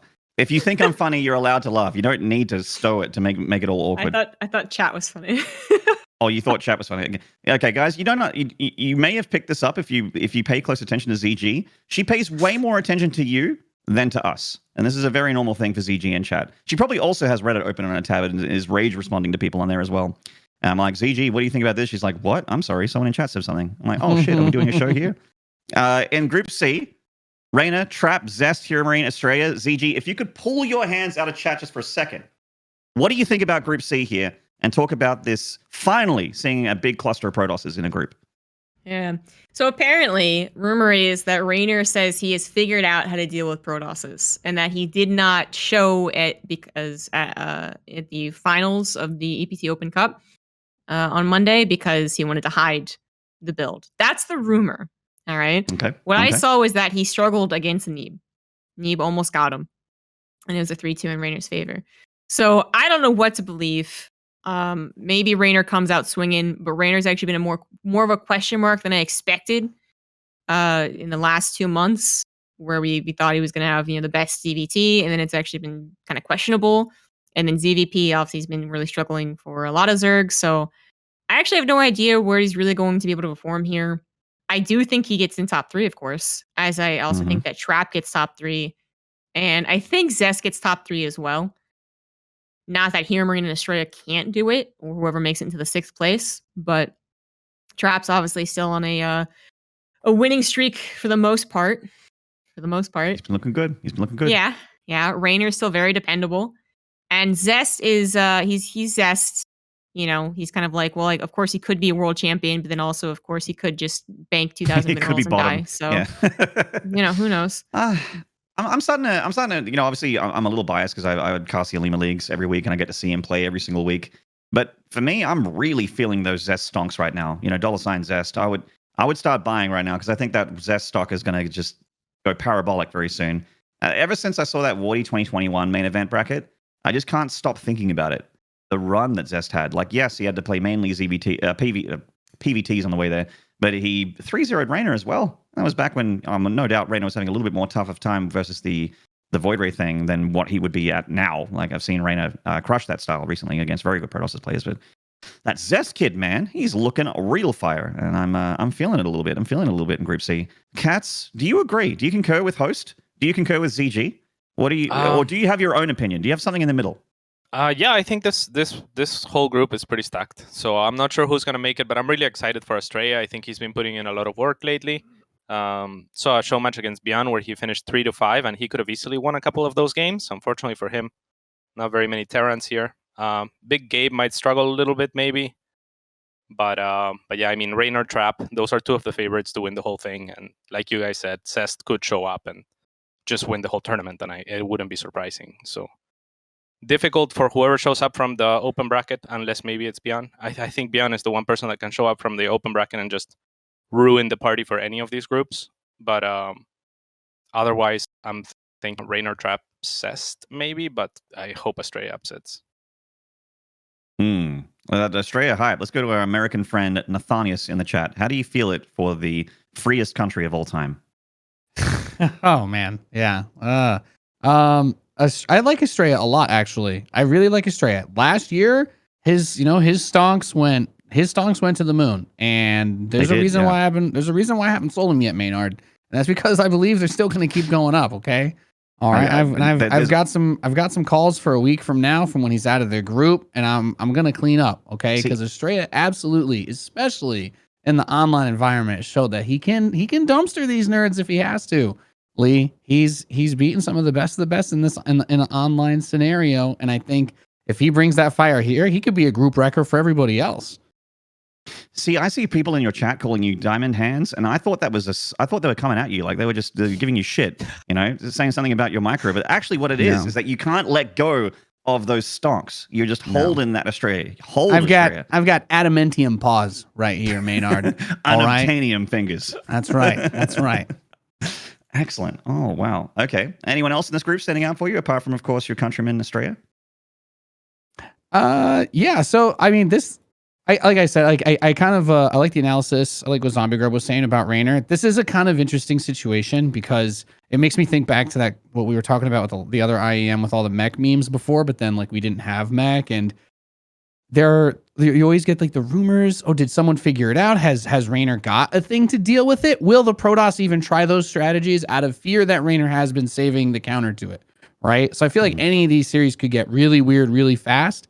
Except I also think we could see things reverse quickly after the first match or two, just because, if they see how Raynor's playing versus the other Protoss players, maybe they'll lean back more towards Void Rays and shield batteries. I've heard that those are decent these days, Yeah. It's one of those things when you start to venture out into that cold, dark world, you're like, oh, it's a little scary out here. I'm going to go back to my safety blanket. And you start building Void Rays and shield batteries. Yes, Void. exactly. Now, we can't avoid our boy Pig here. Pig, talk to me about Group C. All these Protosses. Yeah, many laser beams. Is this where is Raynor going to lose those 30 extra fourth bases that you need for your bet to work? I hope so. I may have underestimated the amount of ZVP matchups we have in this tournament. oh no. Maybe. I think I'll lose all credibility on that, honestly. I may get fired mid-tournament. Joe Miller's going to be like, oh, sorry, Pig. Your predictions are pretty bad. I thought you were an expert, dude. Get back to Just tell Joe to do better. Just tell Joe to do better. For sure. I think in this group, there's a few exciting stories. I do think if Raynor comes out with new builds prepared and all that, which I think he will, and I think he'll be very, excited and cheeky, I do think it's on the Protoss players to not be too predictable. Zest has this unerring quality where he sometimes just walks through his opponents. He's that rude person when you're in the shops and they just bump into your shoulder and they don't even notice because they're just he's so pinpoint with his build orders. He just sometimes Zest doesn't even react to things and still just kills people. You're like, weren't you meant to react to that thing? And he's like, no, it's so tight. My build's so tight, I just kill you. That also results in really boring 4-0 grand finals against Rogue last year when Zest does that. So, it's sometimes he just crushes, sometimes he fails to adapt and you're like, come on, Zest. You scouted the all incoming and you didn't do anything about it. But I think that was a bit of live finals in an empty arena nerves or something like that. It was a bit of a weird experience for him. I do think that Estrella has the best PvP openings in the world. I think if PvP cut off at 6 or 7 minutes every game, Estrella would be the champion of PvP in the entire world because he's so good at getting ahead in this matchup. Some of these other guys just have so much more stage experience. Against most Protoss players, I think Estrella goes toe-to-toe. I think his PvT and PvZ are great as well. But Zest and Trap both have about, like, I don't know, 9 years of Premier Tournament experience in big stages on top of Estrella. That's what makes me think it's going to be hard for him to topple them, because they'll have a lot of grit and ability to knuckle down and just keep fighting from behind and everything like that. But definitely a chance for Estrella to make that big name. I mean, that 3-5 result versus Beyond, that's sick. And Estrella's been doing it for a while. War Chest Team League, he had one of the best results. It was like Cyril, Raynor, and Estrella were like the most dominant players in that league. Like, he just killed everybody. And yeah, I'm a massive Estrella fanboy. That being said, wasn't this meant to be the year of Terran being overpowered? Maybe we're counting out our boy Big Gabe, and he comes in and he just rolls people over. I don't think it's likely, but I'd be pretty hyped if it happens, because we'd all be bloody surprised. Well, we're at the very beginning of 2021, but this is, of course, we're continuing the 2020 season. So I guess that's why my brain gets confused, because I'm just like, we're still the same season. I think that, honestly, the top three of this group, in order even, is how I would actually say who gets out. I'm really feeling it for Zest, and Trap and Raynor stonks. Huge. I cannot see Raynor and Trap not getting out of this group in 1 and 2 spot. Maybe the ordering might be swapped on those two. Maybe Trap has a really, really good tournament, but I'm feeling it for Raynor. That kid's been starting to pick up steam again lately. Trap's obviously been the best Protoss in the world for a good hot 6 months or so, I feel. And Zest is nipping at his heels, trying to come at him for that spot on top. I really wish that Imperial Marine and Estrella were going to come, because I love those guys so much. They have, unfortunately, gotten to the group stage of IEM Katowice, which is still quite nice, because you get at least 2,500 USD guaranteed. But there's just too many monsters in this tournament, man. It's just too hard. It's too hard. The run has to end eventually. It's Highlander rules. There can be only one in the end. And yeah, actually, as a small aside, Pig, you were talking about that Zest Rogue final. I had people in my life come up to me and say that their jobs are really hard, like maybe they clean septic tanks, that sort of thing. And I'm just like, wow, that's a really hard job. But I actually had the hardest job in the world at the beginning of 2020, and we were just trying to make Rogue Zest really exciting as a grand final. You guys got so screwed. We're making jokes here at the Pylon Show. It's good stuff. All right, tough crowd. Anyway, Group D, let's move on. Rogue Stats. Rogue, of course, the reigning champion, the 2-time champion of the Intel Extreme Masters Katowice. He's the only one that's won it both times. It's Stats as well. He's been in the finals multiple times. Cure, Parting, and Neeb. Now, Group D to finish things off. Another Protoss heavy group. 3 versus the 1 from each race. How are we feeling? Zombie Grub, we'll start with you again. Rogue, Stats, Cure, Parting, Neeb. Is this another one of those tournaments where Rogue just shows up, does something really boring, kills everyone, and wins? And then Smix is forced to interview him at the end of the day. What do you think? God, I hope not. It's sometimes really hard to be a Rogue fan, man. Like the way that he wins the tournaments often makes it very lackluster, And people will be like, a win's a win, and if you don't respect the win, then you didn't like StarCraft. And it's like, all right, calm down. Everyone agrees that a game 7 evenly matched down to the wire is better than watching one guy 4-0 the other guy with lings and a lot of lings and more lings. Okay, everyone agrees, not except that one guy in chat. So I don't want him to do that. I don't think he'll do that. But he does have obviously a strong chance to get out of this group. I think in particular, I feel like if he was in, I don't know. It's actually kind of weird. I feel like sometimes Rogue just matches and exceeds the potential of his opponents. Like you just see a Cyril and be like, I'm going to be better than you today. But if he sees like a Parting, and let's say that he usually beats Parting, I don't actually know their history, but if he usually beats Parting, he's going to be like, I don't have to worry so much. And then that's when he dies. So maybe this actually is the group he doesn't get out of, and that would be shocking, but maybe he doesn't. I find it really hard to not see Rogue getting out of this group, because it just seems like whenever there's a big prize pool, he actually starts playing StarCraft again, which is good, obviously, for maintaining skill. Cats, how do you feel about this group here? Rogue, Stats, Cure, Parting, Neeb. Anyone a big standout there for you? Do you think Rogue's going to crush face again as well? Yeah, I completely agree with what you just said. I think that Rogue will show up because it is this tournament, right? Like, I think he will have put in the work, and when he does, he's usually one of the best and in contention for the best in the world. So I would say he is up there, Stats is up there, and then I am hoping that Cure can get upset by Neeb or something like that, but Cure is another monster. Parting is probably the underdog in this tournament, as weird as that feels to say. And yeah, I mean, it's Parting and Neeb, right? But I want to believe in Neeb. I think that Neeb has the X factor, and he can show up, and he can take games off of any of these guys. So on a good day, I hope that Neeb advances. but I would say Rogue and Stats are the clear favorites for sure. All right, Nate, do you agree? Do you concur with Dr. Katz? Well, it is hard to disagree with everyone when I get to give my thoughts after listening to such eloquent thoughts. But I think it's kind of muddy. Like the crystal ball is foggy on this.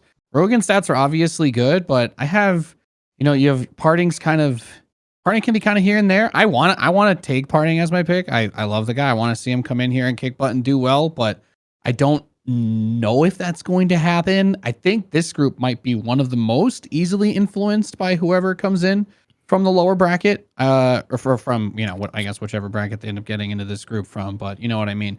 That sixth player is going to have a really, really big impact because I feel like these guys can all beat each other, and I do believe that. And I think this one could end up a little bit messier. I don't have anything concrete I think I could say here.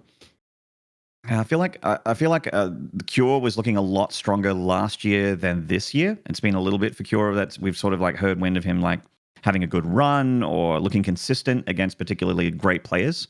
So I don't know if Cure gets out of this group, even though I want to feel it. And Parting, I kind of agree with you guys. Like you guys that have touched on Parting, I do feel like he has a bit of a tough time in like a really stacked group or a really strong bracket. He has a bit of a tough time getting through. Pig, how do you feel about Group D here? Now we've all touched on it a lot, but I'm quite sure you could fill another 10 minutes here on Group D. Talk to me about it. I do one day hope to live up to the great Van de Kooi, myth and legend. Oh, we're never going to be able to go that deep, but you do your best. Yeah. Your best. I've got to set realistic expectations. I do think that the Shield of Io will stand strong. I don't think maybe he drops one series. Stats wins this group for sure, though. I think Rogue actually has a much better chance against other Protoss players in this tournament. Showtime, even Zest and Trap. I actually think Rogue is going to struggle against these three Protoss players. I think he's going to need to beat Neeb to make it out of the group, and I think he is favored there for sure. But I actually think Parting is traditionally one of my favorite Protoss for taking on Rogue. I think Stats is just looking unstoppable right now. And simply because he's the only Terran in the group, I kind of feel like Q is going to just slide on through with that just beautiful mechanical play that he does. Q's ability to just drop everywhere and expand and just mechanics, man, multitasking. He's a strong Terran player. As long as he is unpredictable in his openings and adjusts to, as long as he doesn't fall behind in the openings, that's where I worry about Cure, is if he's a little too predictable and the players get a handle on him early. If they take the momentum away from Cure, he won't be too hard for such experienced players to clean up. But if he goes even or ahead into the mid game, I think Cure runs away with a lot of these matches. So Stats number one, I actually think Cure might get second, and it's a real battle for third place in this group. It is. Even with a monster like Stats in here, I really feel like Stats, even though he's been very consistent at making the upper end of the tournaments, lately it's hard to convince me that he's going to easily get top 3 in a group like this, especially if you factor in the fact that like out of the round of 36 you could get a monster in here like a Bjorn, a Ragnarok, an SOS, a Hurricane or something like that. I mean, obviously I think Hurricane might have a bit of a tougher time, but any of the other 3 I think like would have a pretty sick chance, I feel, of at least getting top 3. Maybe not the top spot, but top 3 for sure.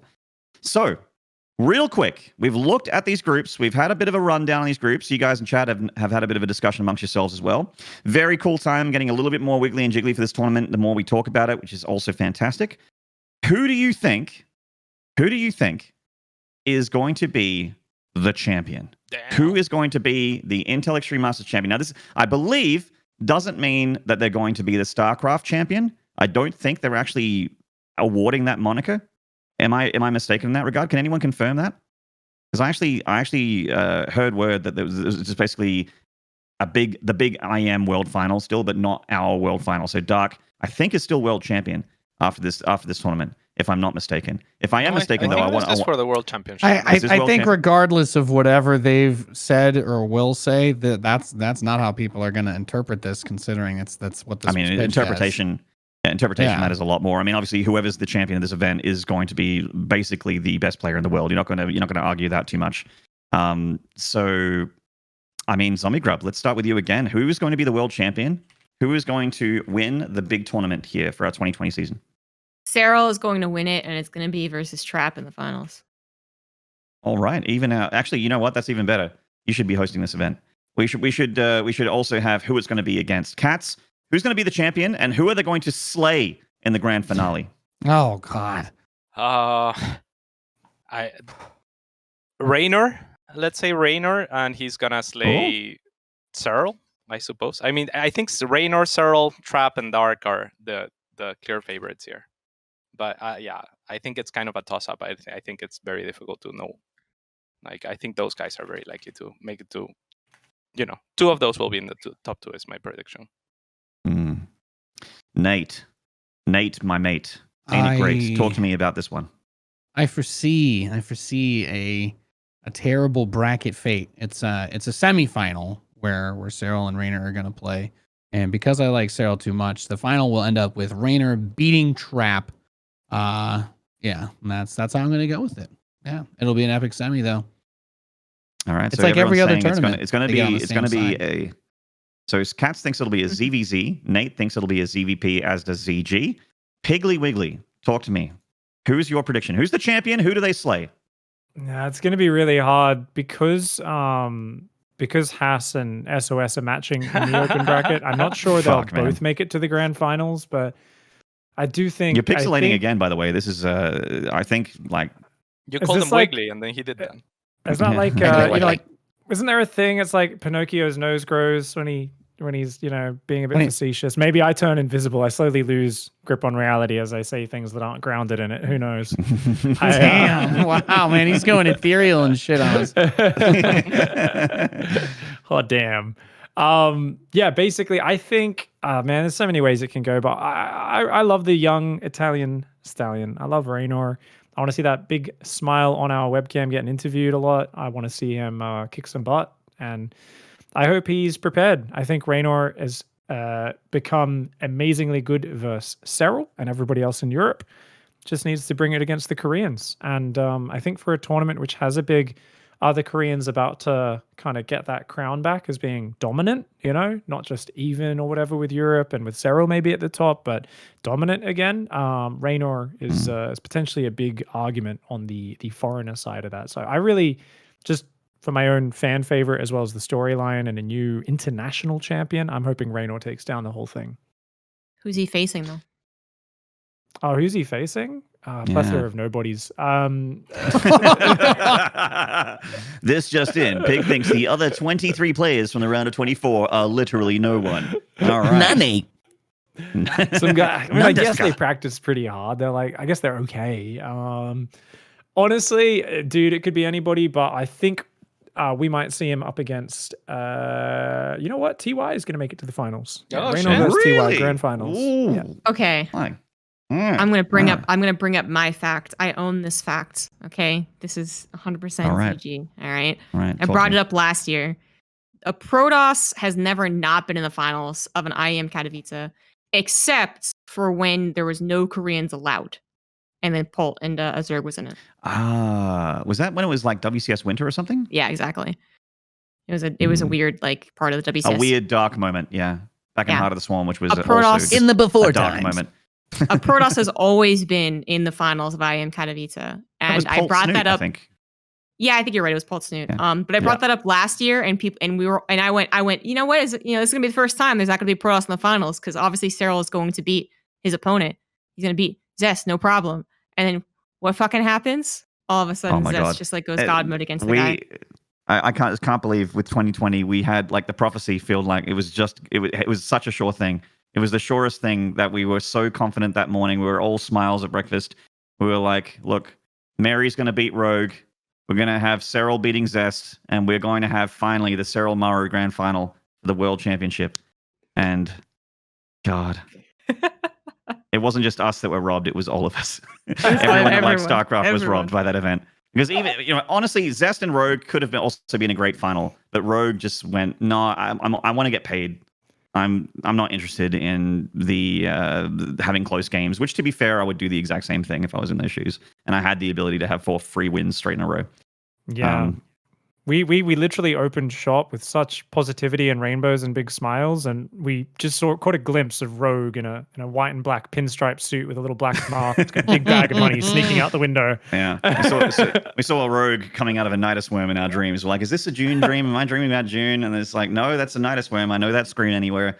Rogue comes out and he's wearing a $5,000 suit and he's got like some horns and he's got his forked tail and he's spinning it in his hand. Giant bags of cash strung over his he's like, wait, the unload speed of the Nidus is basically instant. All my bags of money will be here in a second. So that's our thoughts on IEM Katowice right now. I personally am super excited for it now that we've had a little bit of talk about it. We're all going to be working together. All of us are casting the event. The talent announcement was today. So yeah, very excited. We're going to be working together, rotating between each other. And my picks for it, I actually think that it is going to be a Serral victory. And for some reason, I feel like he's going to be playing a Terran for some reason. But I kind of think it might be Bjorn. Oh shit! I think it might be. I like that. I think it might be a Serral Bjorn grand final. I think Bjorn comes out of the OB and he just whatever group he gets in, gets out, top 3 at least. I think you got to factor in who. If you finish at the top of the group, by the way, you get right into like the next round of the playoffs. So you get to skip a series basically. But if you're the second or third, then you play in the first round of the playoffs. So very big deal if you can finish top or second or third. So the placing also matters a lot. Very exciting times. Very exciting times. I hope that Serral Bjorn happens again because oh man, what a series last time they played, huh? Maybe series of the year. At one time they played, and then the other times weren't very good. Yeah, there was that one time. That was good. That was the one I was thinking about. Because I like to keep spirits high, ZG. But thank you for bringing us right back down to reality. I was just going to say, I agree with Nate. The semifinals are going to be fucking A+, man. You steak. And then the finals are going to be like Applebee's serving you yesterday's steak. Oh, God. Any Applebee's steak. No. Look. Margaritas were $1, okay? We don't talk about it. It's the Starcraft curse, right? All right, well, I mean, that's kind of the main event, and that's kind of the main topic here for our show. Of course, we're not done. If there's anything, is there any other topic outside of IEM Katowice that you guys would like to bring up in particular, by the way? I probably should have fielded before we, because it's an open forum right now, honestly. Like, because the next thing is literally Patreon questions. So if you guys want to talk about anything in particular, go for it. So is anyone confirmed if Special's actually going over into League of Legends after this? It's not. It's a meme. It's a meme. Thank God. I was gonna say I thought Jess was I thought you were baiting us. It's a fugazi. Sure. I wasn't sure I haven't even heard this meme, but if it's Pokemon, I'd believe it. But... No, it's just clickbait from that guy that always says Starcraft people are going to League of Legends. Yeah. Yeah, he's done it before. Apparently, all the NA kids were like confirming this, but it's always hard to get, if the NA kids are being serious or memeing as well. That's how people get there. It comes from saying wrong things and getting 1,000 people to come correct you. Social media is great, isn't it? It's really fantastic. Get a bunch of people saying one thing, and then people instantly make up their mind one way or another with zero context. It's fantastic. I love this. I love the football team from the state of Kansas. Speaking of people making up their mind upon very little information. Yeah. Oh, we're talking about our talent announcements. Is that what you're touching on there, CG? Well, you guys may notice you may notice that 2 incredibly important commentators are missing from the Intel Extreme Masters thing. Obviously, we don't have any facts on that. Like, we've seen a lot of speculation out there on whether or not what. Wait, they didn't get Doer and Moltrap? No, they didn't get Doer and Moltrap. No, they couldn't pick them up. They were a little bit too expensive. Damn it, man. But we don't know. Like, don't come to us and ask, but also don't sit there and just assume that it's one way or another. Like, it's a very, like, I've brought up time zones before. It's a very brutal time zone for all of us. I can't imagine Aunty Donna screaming in his office in an apartment in Korea with 4 kids and a wife, right next door at 3 a.m. I think that's a tough pill to swallow. So don't be so like, it's their fault. Just guys, there are other things to talk about in StarCraft too. And I know IEM Katowice is a huge deal, and you have your favorite commentator pairs, but give them some slack. Give ESL some slack. It's clearly, something that just didn't work out this time, which is a shame because What? I mean, 100%. I was just gonna go ahead and back everyone up on Reddit and say that because they hired me and Wardy and Fear Dragon, they just ran out of They money. just couldn't afford it. Yeah. Yeah. Zombie. You guys don't understand that the reason why the prize pool is only $250,000 is because Zombie Grub gets paid the other quarter. I took all of the money. Yeah. My agent's very good. Yeah, just that's almost it's my PSA out there. Like, don't get too caught up in the drama on Twitter or Reddit. Leave everyone alone.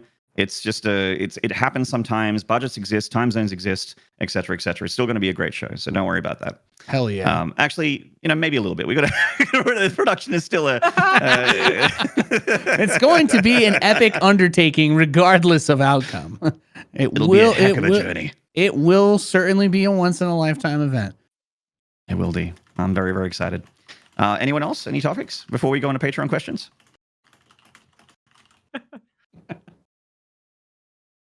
No? All right. Patreon questions it is. Let's open up the floodgates. Sentient vegetables, sentient vegetables, sentient vegetables. Yes. Excellent. All right. So we do have at the top here from Red Gunner Guy. A lot of really positive questions today, I've got to say. Like we're talking about the positive energy and how we're feeling good about this tournament. Boy, are these ones some humdingers. These guys it's gonna leave a good taste in your mouth, chat. From Red Gunner Guy, how do you stay hopeful for StarCraft 2 in general, knowing that eventually SC2 esports will be cut and that there is an end date to ESL? Game's still a ton of fun, but support seems to be dropped bit by bit, like no new map pool this season, for example. If anyone would like to jump in for that one. Okay, well, how do you stay hopeful? I first of all, I think it's completely reasonable to assume that if the question about the map pool thing is most likely going to be resolved after the tournament. I have been reserving my judgment on that issue mostly because I'm like, a week after Katowice, if we don't hear anything, yeah, then that's the part where I'm starting to check the pressure on the pipes and make sure something's not about to explode. But as far as the other stuff goes, I'm just going to say what I've been saying from the moment we got that announcement, which is, sometimes you just gotta have as much fun with it while you can, man. It's take the opportunity of everything else that we've got coming our way to celebrate all the good times that you've had. And regardless of whether or not something's going to happen, if things will ever continue, there's only so much that we can do, but come together as a community and support the local and small events online and stuff. Those are going to be the best ways so that you still have that community to engage with when the big money's gone. But, I think wasting what time you have for that on being upset about it or sad about it when there's still a lot more for us to enjoy and celebrate together, it just seems a little counterproductive. There's still a lot to look forward to and be excited about. And I don't think it's productive to look down on that just because it might end. Yeah. I always find these questions kind of odd because I always wonder, like, are these questions that are concerned about us? Are they questions concerned about themselves? Because the answer for everyone, every casual out there who just plays the game and doesn't have their lives been on it, you just play the game as long as you fucking have fun with it. Like, don't ever understand that. I agree with Nate, probably going to fix the map pool soon. They're going to have a balance patch. But even if they didn't, Broodwar hasn't had a balance patch and they've gotten through some tough times thanks to like map makers, changing things up. And pros actually figuring things out, which might happen this week at Katowice. The whole Void Ray thing might be figured out. We have no idea. We also just in general, like echoing Nate's statements really, but like we have no idea what's going to happen. 2019 at the summit, I remember being there and thinking like, I have no idea what's going to happen next year. No idea. We had no idea. The 2-year contract for WCS had been done up by 2018, and then 2019 was like okay, here, have another year. And then there was nothing until about December/January, we started hearing hints about what ESL is doing. And then they gave us 3 fucking years, like contracted. And no one would have expected that, right?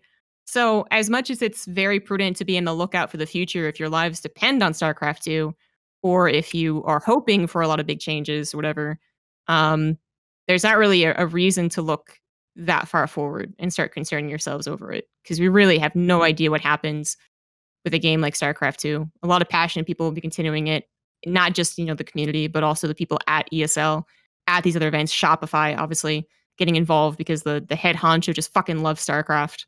So I don't know. I stay hopeful because I still enjoy doing it. right? So Yeah, that's the thing. Yeah. Like, I mean, if I could put my 2 cents in real quick, Red Gunner guy, the most important thing you said in your question is the game is still a ton of fun.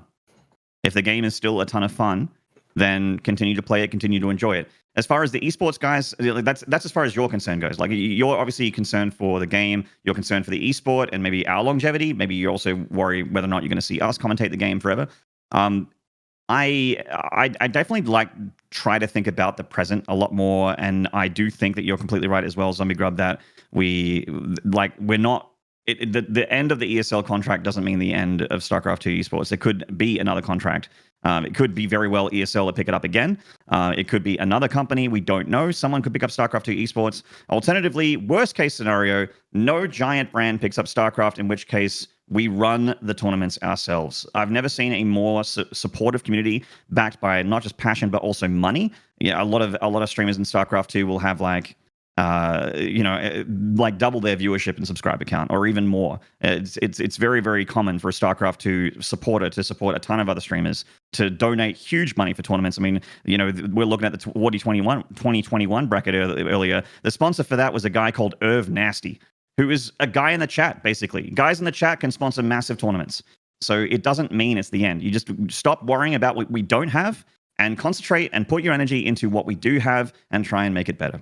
Is my 2 cents. Amen.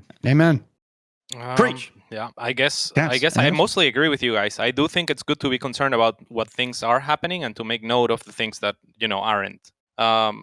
I think, for example, that it's a little naive to think that there is a plan for maps to come out after Katowice, because that's never been the case, right? Like, they usually have maps and balance patches before Katowice. So why? well, no, I think that to clarify on that point, I think maybe I'll speak for Nate too, is that the next season will have new maps. Not that they'll suddenly come in mid-season and be like, "Oh, we're just waiting for Katowice, guys." I think just that the next season will have. But new they've maps. never released a season. Then the same point stands. They've never released a season without new maps, regardless of Katowice or not. So That's it's highly Yeah, but irregular. Katowice also hasn't been the global finals.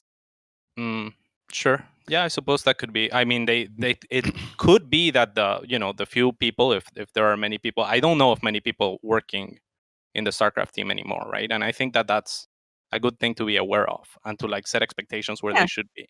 Yeah, I think it's good for people to enjoy the game and set expectations to where we can be like, yeah, like, let's continue to support the game, let's continue to build the game, let's do the things that we can do, but maybe Blizzard's not going to be around. This is kind of that discussion that we always talk about on the Pylon show that Idra and In Control had with Destiny back in 2013 or something, right?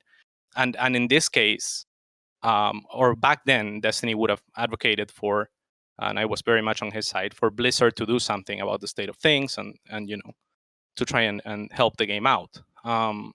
Whereas Idra and In Control took the stance that I think we should be taking now, which is don't expect shit from Blizzard, but if you like the game, then you have to make noise. And you have to be aware of what's going on and what's not going on, and we have to work together to try to fix it and keep it afloat and do whatever, like, spread the game. And yeah, I mean, there are good things coming. There are good things happening. The game is still exciting.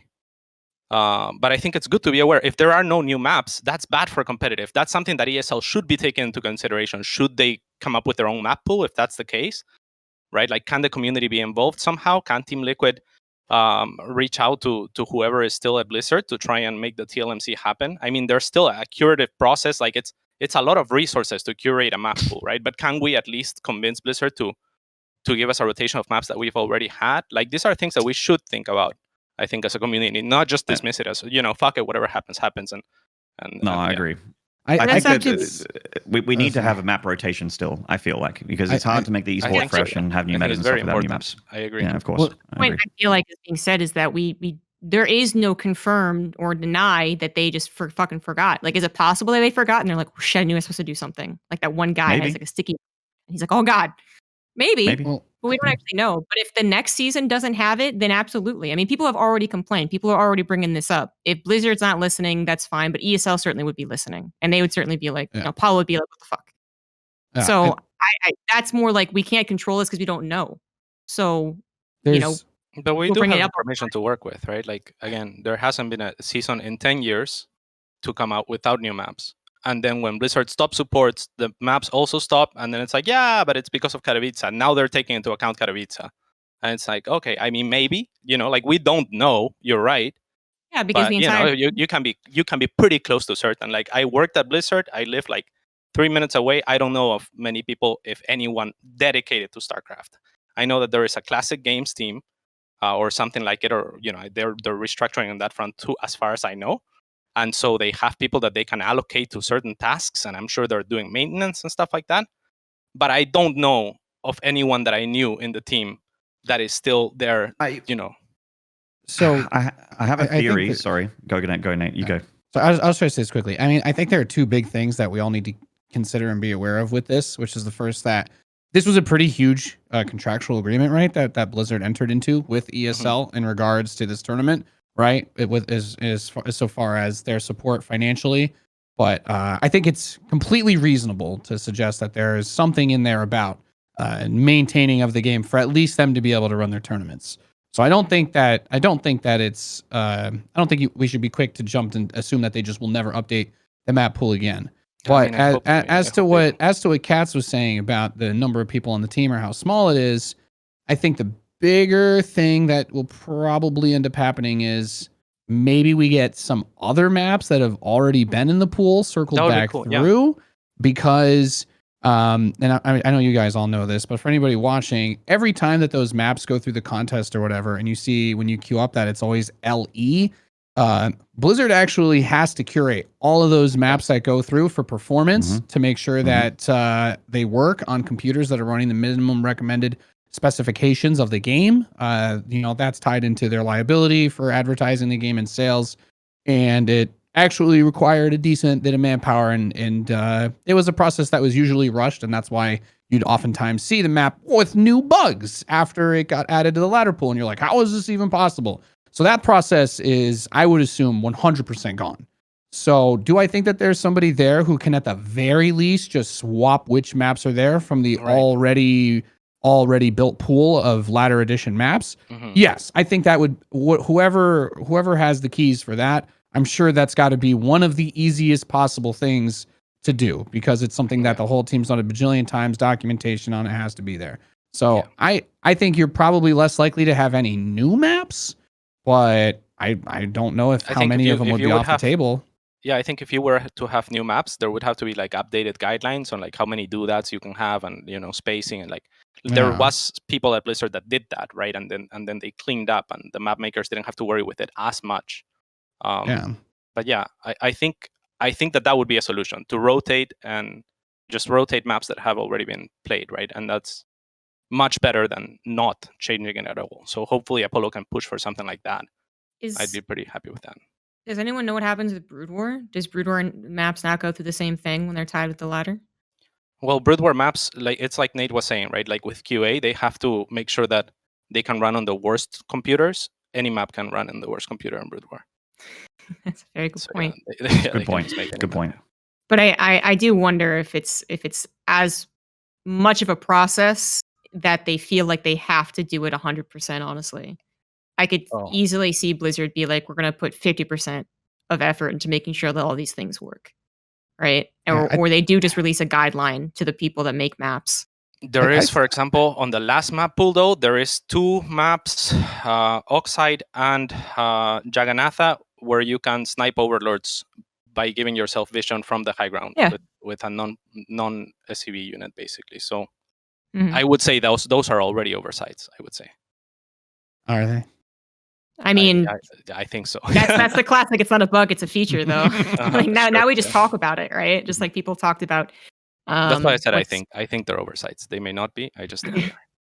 Well, sure. All right. But then I guess with that point, like obviously they don't have to like go with a fine tooth comb because they've never done it before. They actually mess things up all the time with maps. So I just feel like they're going to happen again, and we're going to have to live with that. But obviously these things that affect us day to day do suck, because there's also the API issues that have been happening. The bugs that have been happening. This is a 30-minute response to this question. I think we've gone pretty deep for our first Patreon question. While But the yeah, things that got brought up definitely have to be are a true, negative let's put a bow around this one and just finish off with some things. So, guys, anything in particular that you would like to add on the end before we get to the next question? I will give you a little bit more space. I like Starcraft.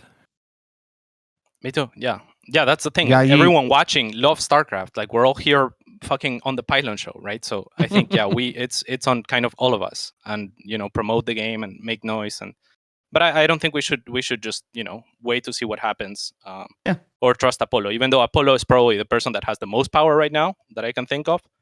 So hopefully he can make some change and he can do something with Blizzard. But yeah, he's got to have our backup, I think.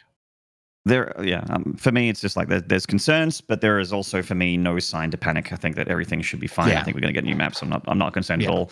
If you like the game, keep playing the game, and we will do our best to continue to bring you the good games and the content. Next question here is from Alessandro. After the finals, especially in GSL, where does the loser go? Well, usually out of the tournament. You see the winner shake hands, then walk to the center, but those few seconds, the loser booth is empty. Is he under the desk, or is there a secret side door we can't see? I've seen Cyril bolt off like a bat out of hell, but GSL, they vanish.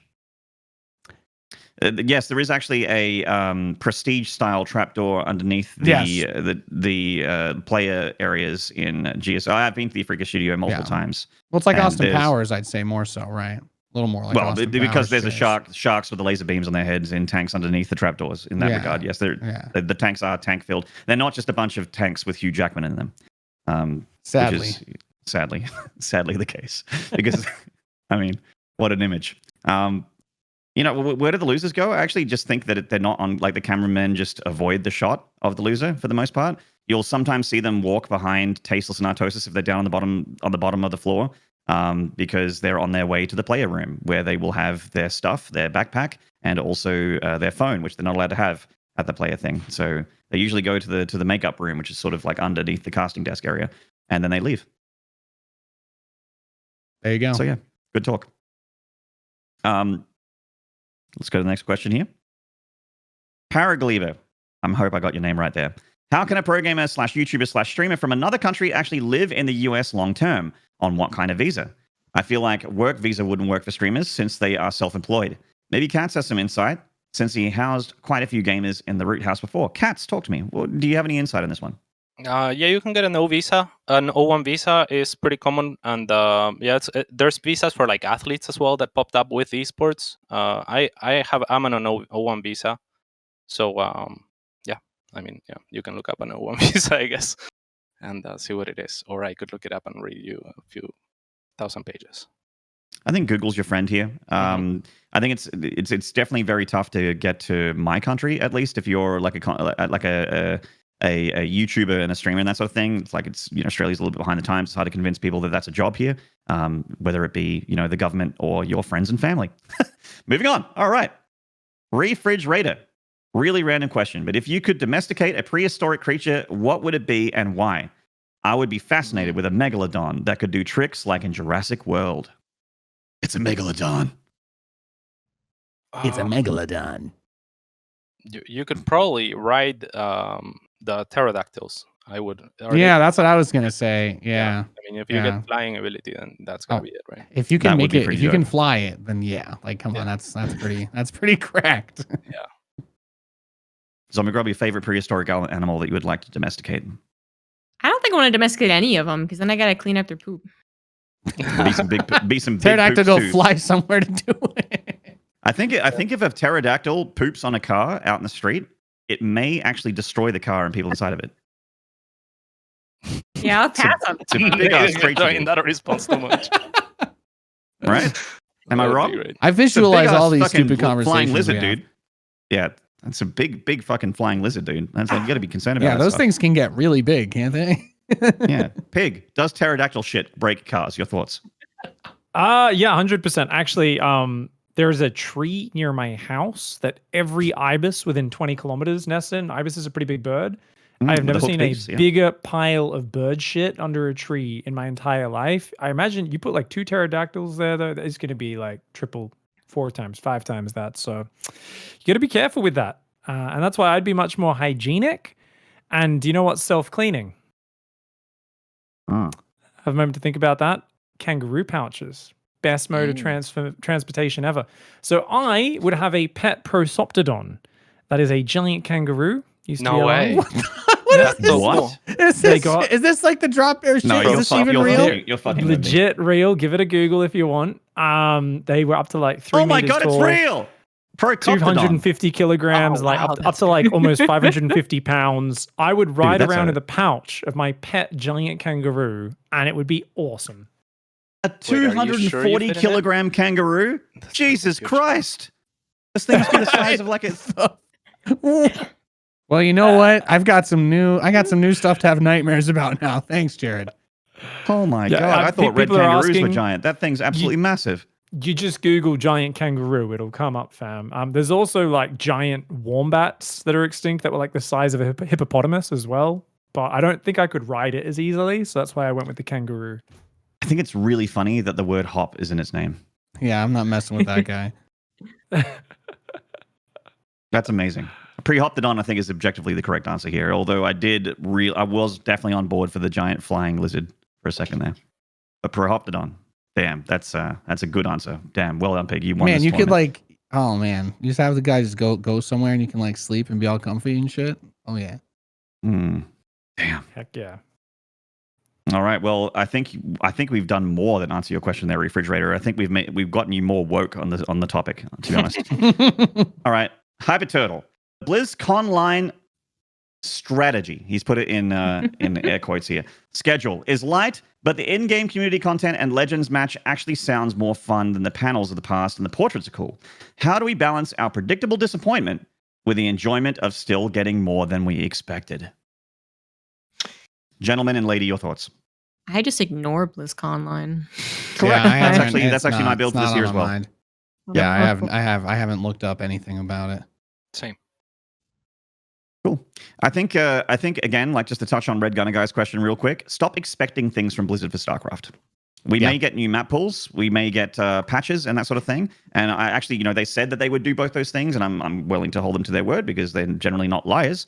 But the don't expect them to be like the savior of our game or to make StarCraft 3 or anything like that anytime soon.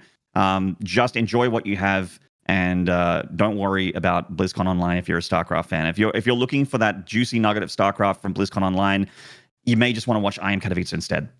All right? Yeah. Excellent. All right. Final question here from Polly. For some reason, Blizzard hates StarCraft 2. This has been a really awesome selection of questions, by the way. I gotta say, like you guys pay money to the Pylon Show monthly. And these are the questions that you have chosen to put in this week. Polly says, for some reason, Blizzard hates StarCraft 2 like a handicapped child. First of all, Polly, Come on. I'm not sure that's how you asked that question. That's Also, pretty I'm fucked pretty up, sure dude. That's really cool. fucked up. Yeah, I was gonna say there's a lot of parents But- out there, and I know some personally that actually have handicapped children that Oh, they love that's very fucked up. much. But anyway, kind of like Edward with scissor hands, ugly and weird. I actually think Johnny Depp's very handsome, or He's at least he pretty was based. in that movie. Yeah. Yeah. In Edward Scissorhands, he was handsome. I mean, he was still young Johnny Depp, and I don't think he had beaten anyone at that point, at least not famously. So we can do awesome stuff. Oh, so but can do awesome stuff. It's saying that this child can do awesome stuff. All right. So when ESL contract ends and no other contract comes after, what are possible ways for pros to survive? Going to Broodwar? Question mark. Because that at least gets new maps. I think if any international non-Korean pro wants to try and thinks that Broodwar is their hope, they may have a miswiring in the synapses. But they have new maps. That's all all you become need to Dark make Souls money, Maynard. speedrunners. There's new maps. It's fine. Yeah, new maps are absolutely everything, no doubt. Yeah, I'm sure a lot of StarCraft 2 you don't. So there's a reason why you don't see a lot of StarCraft 2 outside of Korea players leaving to play Broodwar professionally. It's because there is no scene outside of Korea for Broodwar, really. Definitely not one that you can make money in. And StarCraft 2 outside of Korea is doing a lot better than Broodwar outside of Korea. However, of course, the reverse is true. In Korea, Broodwar is doing very well, which is excellent, or well enough to maintain a pretty nice pro scene. But again, I feel like it is a tough pro scene to break into, even if you are a StarCraft 2 player that maybe had a history with Broodwar and you're coming back to it. T-Wise played a bit of Broodwar. Rain has obviously famously done well. Soul Key's done well, come out of StarCraft into Broodwar. But they're more, they're outliers. They are. It's not easy to go from the StarCraft 2 over to Broodwar and do well and make a bank doing it. I think maybe you could be a content producer and that sort of thing. That's definitely a good avenue for it. I know that the higher end Broodwar guys make a shitload of money doing YouTube content and that sort of thing, right? They got a good subscriber base, bigger freaker channels. So that's cool. But where would the StarCraft 2 pro game is going? I mean, they would stay with StarCraft 2 or maybe do something else, I would imagine, is likely the decision for a lot of people outside of Korea. Because again, like just when we talked about with Red Gunner Guy question, there is a lot that the community can do for StarCraft 2 without Blizzard's help. So I think that the pro players can still win money and play tournaments, and it is definitely harder to convince teams and sponsors to get into a game that doesn't have their developer backing them up with giant prize pools and that sort of thing.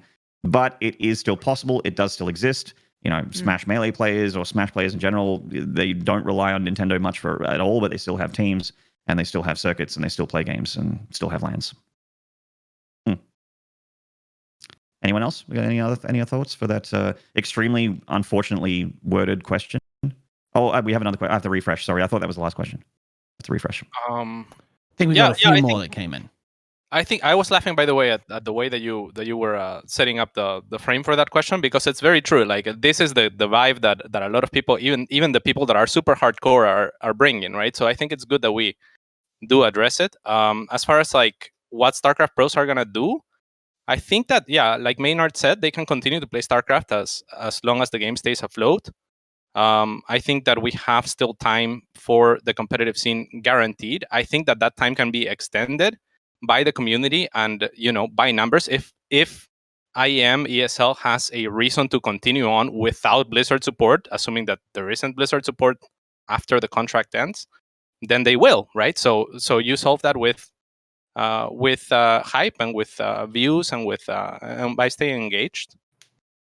As far as transitioning, I think that there's always overlapping in RTS games. I talked about AoE 2. Marine Lord was really highly rated in AoE 2. In Age of Empires, there's Age of Empires 4 at some point. There's the Frost Giant game. Like, there are games where there are going to be overlapping skills, just like there is Valorant for Counter-Strike, and it doesn't kill Counter-Strike. It's just somewhere where you're good at shooting. Oh, well, that's a thing that you can now do. Yeah, I mean, we're very focused on Blizzard here, but there is Frost Giant's working on an RTS right now. While I don't sit there and say hold your breath for that RTS to come out, it's very, very, very early stages on that RTS. If ESL pick up the tournament circuit for another 3 years, they extend it for another 3-year contract, because I know that the ESL people are definitely very frustrated by the pandemic, as is every other tournament organizer, because no one gets to have the LANs. They're not able to show off what they can do. Same deal for StarCraft. At least 2 of the 3 years have been going to be extremely heavily affected by the pandemic. So they haven't really got the 3 years that they wanted. And maybe they're going to go, look, let's have a shot at it again now that the pandemic's done with, maybe in like another 3 years' time. It could happen again. They could have another shot at it. And who knows, at the end of that, maybe the Frost Giant RTS is a little bit further along. StarCraft 2 players can maybe let go of one branch, grab a hold of the other. You don't know. Like, a lot of things can happen. We can't predict the future. We don't have a magic crystal ball. But what we will continue to tell you is to just be... to worry about what you have to worry about the game in the sense that if you like it, keep playing it. If you don't like it, don't play it. If you like the esport, keep watching it, keep supporting it. It's like the TLDR there. Anyone else saying anything else for the poly question? I think you nailed it. Fantastic.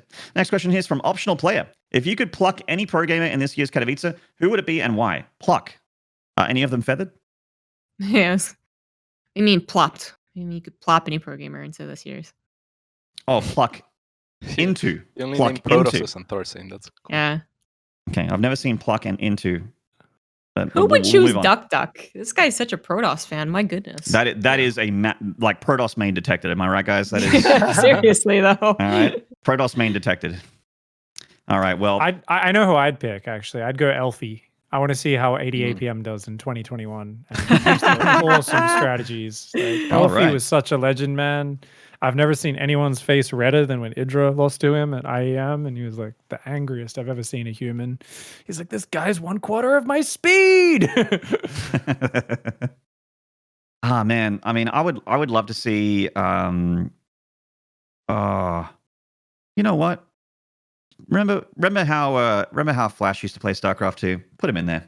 Where's he at these days? Just out of interest, from a fan of his StarCraft 2 days and still a current fan of his Broodwar stuff. Put him in there. Let's see how he's doing. I would say Jaedong. Paulo, anyone? Kiwikaki was cool. Oh, there you go. I got to meet him recently, actually. Not recently. That's so cool. Yeah. 2 years ago. Time is a vortex right now, dude. The pandemic's ruined us all. There's the last BlizzCon. Last BlizzCon I got to meet him. Nice guy. Yeah, Nate, anyone? I would love to see a peak form Super Saiyan Gumiho.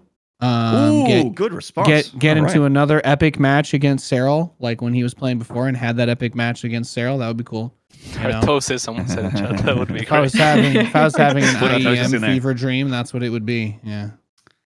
Speaking of Gumiho, he is back this year, by the way. So I look forward to that. Yeah, him and Hero, right? Him and CJ Entis Hero, because Liquid Hero's been back for a minute. But yeah, CJ Entis Hero, aka the Smiling Assassin, and Gumiho are coming Has back this year. Liquid Hero been back? Technically, yes. Technically, yes. Okay. He's been not in the military playing a questionable amount of StarCraft. So I think that's technically back.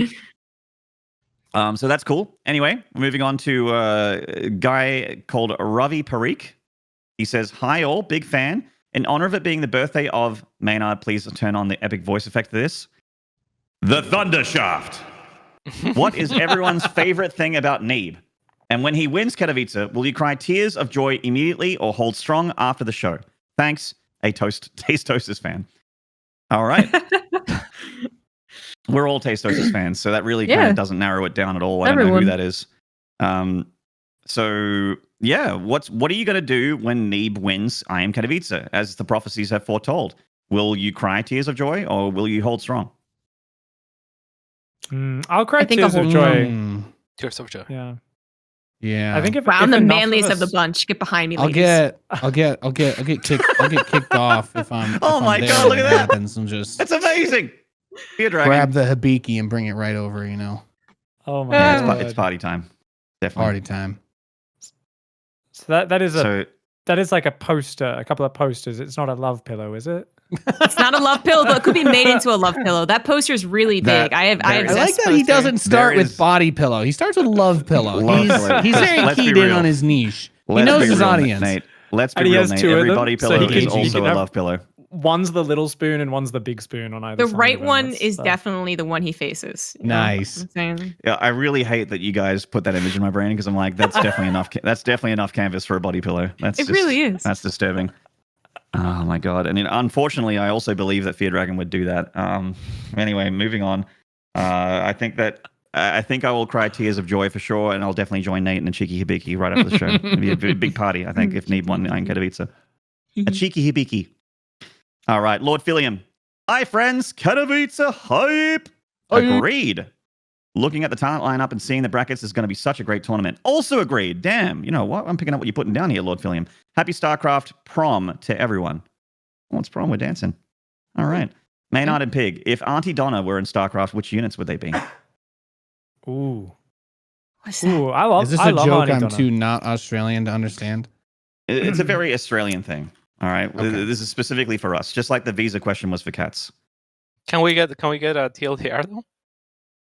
Aunty Donna are an Australian comedy trio. A couple Yeah, of that- dudes whose comedy style can best be described as random AF, farcical, psychotic madness. Yeah, I think that's the best description I can give. Yeah, they're a trio. They're on Netflix, aren't they? In Yeah, Australia, at least. they got a one season of a show just came out a few months back. Yeah, it's pretty good. I've watched most of it. Yeah, there you go. So the question is, which units would they be? Okay, so oh my god, I'm chat. Give us their names again. I think Broden Max would be Miller. Broden would be the.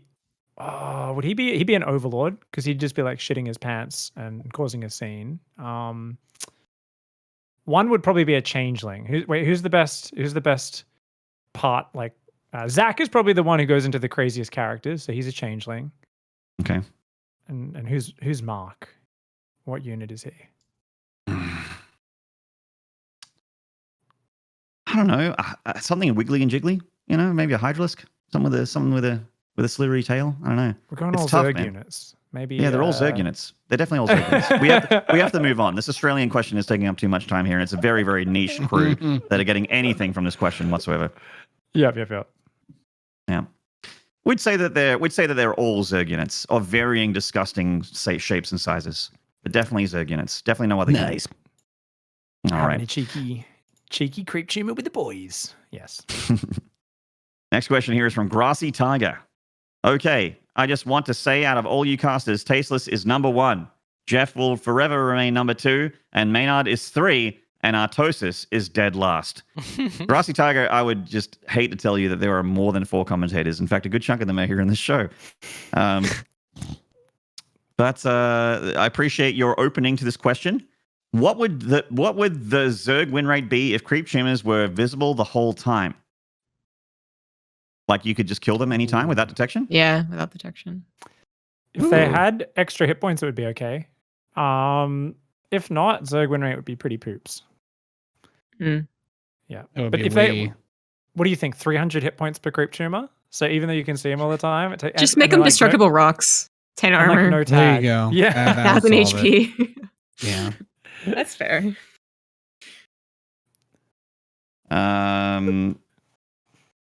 I mean, the win rate, I guess, would certainly be lesser than, and the creep spread being less of a thing would be pretty massive for the Zerg. If you don't have creep spread, I mean, doing anything with Queens seems pretty tough. And I mean, the last part of your question, does IEM Katowice decide the best SC2 player ever? I don't know if you want to say ever, but say if someone that wins a lot already and has been winning for years wins this one, then potentially yes. Like, if Cyril wins IEM Katowice, is he the greatest StarCraft 2 player of all time? I think it's pretty hard to argue, right? If Rogue wins? Question mark. Yeah, Yeah. I mean, Rogue's already in contention. I mean, so. Yeah. throwing the word ever in off of the upcoming tournament does sound a little. I mean, you're asking for a lot with that. I mean, I think it has a lot of weight. The tournament result will have a lot of weight and value, even if it's online. But yeah, I don't know that you just immediately say whoever wins this is the best ever. Yeah. I don't know. It's one of those If you things win where a lot of it depends on a lot of history, Yeah. right? Yeah, exactly. Yeah. It depends on history. The game has been around for 10 plus years, and there's been so many breakout, I guess, like moments of greatness for different players. You know, we had the Wings era, the Heart of Swarm era, and the Legacy of the Void era, which has been very dominated by Cyril. Obviously, in Korea, you got your Marus, your Traps, your TYs, and stuff like that. You know, it's very, very tough to say greatest ever. That's a discussion we're going to be having. But if Cyril wins, then we can kind of say it, I think. I think so. Just because he's been the world champion. He's won, the GSL vs. the World a couple times in a row. He's won many, many DreamHack tournaments, which do factor in a lot of the Koreans as well. It's not like he's just playing people from the WCS side of things or the Western side of things. He's playing Koreans as well. So home story cups as well, which also have a really stacked bracket a lot of the time. Yeah, I mean, it kind of feels like it'd be Cyril unless like the game goes on for another 20 years and someone else tops his record. Yeah, but I think that, and also, Rogue is also a contention as well. He's also a world champion, multiple-time IEM champion. Anyone else have any thoughts on this one, or have we wrapped this one up? No? Questions wrapped up. Questions are wrapped up. There's Excellent. one more question. Well, There's one more question. there is one more question? Yeah. Just doing a refresh here real quick. It's a very Did I miss serious, one? important one, Lee. Come on. It's a lore question. That's right. Oh, Oh, shit. no. That's right. That's right. Oh. That's right. You better. We It's better back it up. uncomfortable. Back it up. All right, so I think it's been refreshed in the Discord, but it's not on the webpage. Okay. Alleluia asks, are Sarah Kerrigan and Queen of Blades the same person? Or are they considered to be two entities due to the Queen of Blades being controlled/influenced by the Overmind, the Great Hungerer, the Great Betrayer? Please discuss reasoning. Thank you. I don't really think it's like a split situation. She's not like oh no, that was Hedwig. That was my 9-year-old alter ego who liked me. No, she's just a psychotic murderer and always was. She just finally had the powers to let it out. Yeah. Yeah. The hyper-evolution virus allowed her to realize her deepest, darkest desires, which was to commit genocide on billions of people. Yeah. Yeah, it's the Notice same no, person. no one in this call. We kind of factor out the end of Starcraft 2. We don't count that as part of the lore, I think. Yeah. We just don't talk about StarCraft 2 lore. It's fine. StarCraft 2 lore is just like, it's like a bad Twilight fanfic. So it's not the best. I keep No. bringing up that moment in Heart of the Swarm when When they Raynor's open the in prison prison. cell and he's he in prison has- and Kerrigan walks Wait. in and she like pulls the gun in his hand up to her head and I'm like, why is he in prison with a gun that's loaded? I'm like, oh no, someone in the chopping floor did not see this discrepancy in the story. My goodness. Darling, I know you've killed billions of people, but you look human now, so I'm ready to put You that look hot as behind me. I'm not a huge fan of them chitinous dreadlocks, but I could still do it. You're about 90% human. That's good enough. 90% human's all I need. I'm from the deep south.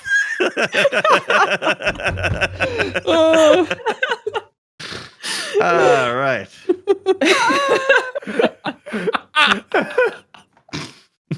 Oh. All right. And on that note, I think we end the show, guys. What do you think? Was that the best? Was that the best Pylon show ever? Did we manage to do Papa Toast proud? Do you think Papa Toast is going to come back to his channel and just be like super happy when he sees the VOD that we did this well together? Yeah, I Yeah. think he'll definitely watch the VOD, first of all. Oh No yeah, question there. 100%. Yeah, he's 100% definitely watching gonna VOD. read all of this. Well, yeah, he's going to watch it in normal speed too, with the chat up for the full Yes. Pylon show experience. With the chat replay. Toasted. Excuse me, it's branded TM. Mm-hmm. Guys, thank you very much for supporting the Pylon Show. Of course, the Patreon's out there. Massive shout out to the $100 tier guys out there. Shane Astroffin and Jerry Wang. What a name. Boy, I wish my last name was Wang. It's crazy. That's monthly, by the way. So you guys really tons of support there for the Pylon Show. Thank you to everyone out there that is a patron, of course, of every single tier. You guys are keeping the dream alive here for the Pylon Show. And also out there in the guest pool, guys, any shout outs? We'll start with Pig. Where can people find you? Your handles and whatnot. Tell us what you're up to. I stream a lot, but for the next, I'm starting in a few days, ESL_SC2, right? Twitch.tv/ESL_SC2. Yeah, watch Katowice. I've heard tell players like Harstam and Lambo, who unfortunately won't be in the tournament, are going to be commentating on some of those BNC streams. Very cool. This is the sort of tournament, if you're like, oh, this ad break, there's too much downtime. Oh, I'm sorry. Hop to like one of the 3 other streams showing amazing games, basically 24/7 for the next week. It's going to be awesome. It's honestly, it's going to be like nobody can consume this entire tournament. So it really is. It's just like, this is the buffet of StarCraft. Enjoy the crap out of it, everybody. All right. And Nathanius, same question. Over to you. Yeah, I'm just chilling, just hanging out, just doing everything, and yeah. I'm kind of excited about Dark Souls. Honestly, I've been having a lot of fun with that, and I'm gonna keep going in on that. If I heard your question correctly. If you ever need help, I've unfortunately sunk way too many hours into all 3 of those Dark Souls games. So I'm your boy if you need help. But I respect that you're going in blind, though. I think you're going in blind, right? It's fun. Oh yeah. I have no idea what's going on, and it's crazy. That's the way to play it. That's the way to play it. I was just checking if you needed a hand, but if you don't, that's good. That's how you man mode Dark Souls. You warrior man the Dark Souls series. Going blind. All right, Cats. Where can people find you? What are you up to these days? Apparently streaming some AoE 2 as well as your Dota and StarCraft. Yeah, twitch.tv/rootcats. I am primarily streaming StarCraft. For the last few months, I've been failing at getting Grandmaster with Terran, but that's been my goal for a little bit. So I'll keep doing that until I get Grandmaster with Terran, and then maybe I'll switch to random, or at least that's my plan, and then see if I can, just kind of hang out with random. So that's what I'm doing in terms of StarCraft. And otherwise, when I reach Grandmaster with Terran, I'll probably do a challenge in a different game, be that AoE or Dota or something, just to keep myself motivated and trying to, just achieve stuff. Yeah, So, I get that. I'm a very goal-driven guy. So just going from like trying to reach the apex of certain games. Very, very nice. Excellent. And you can follow him at, of course, the handle is in the ID there. Zambigrab. Zombergerb. What are you up to?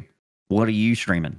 What are you I'm up up to What are you doing? all types of things. I still stream, 90% StarCraft, and then I am streaming Valorant apparently with this guy named Maynard, who's okay at first-person shooters. And I can then, click on heads. Yeah, it's actually pretty You good. Discovered that on Wednesday. Noise. Yeah, Tuesday for you. Yeah, Tuesday for me. So that's happening, and then I'm doing a podcast. Today's podcast episode is with Frodown, and it's actually a really interesting one. So if you guys I've check seen it it. out It's very on good. YouTube.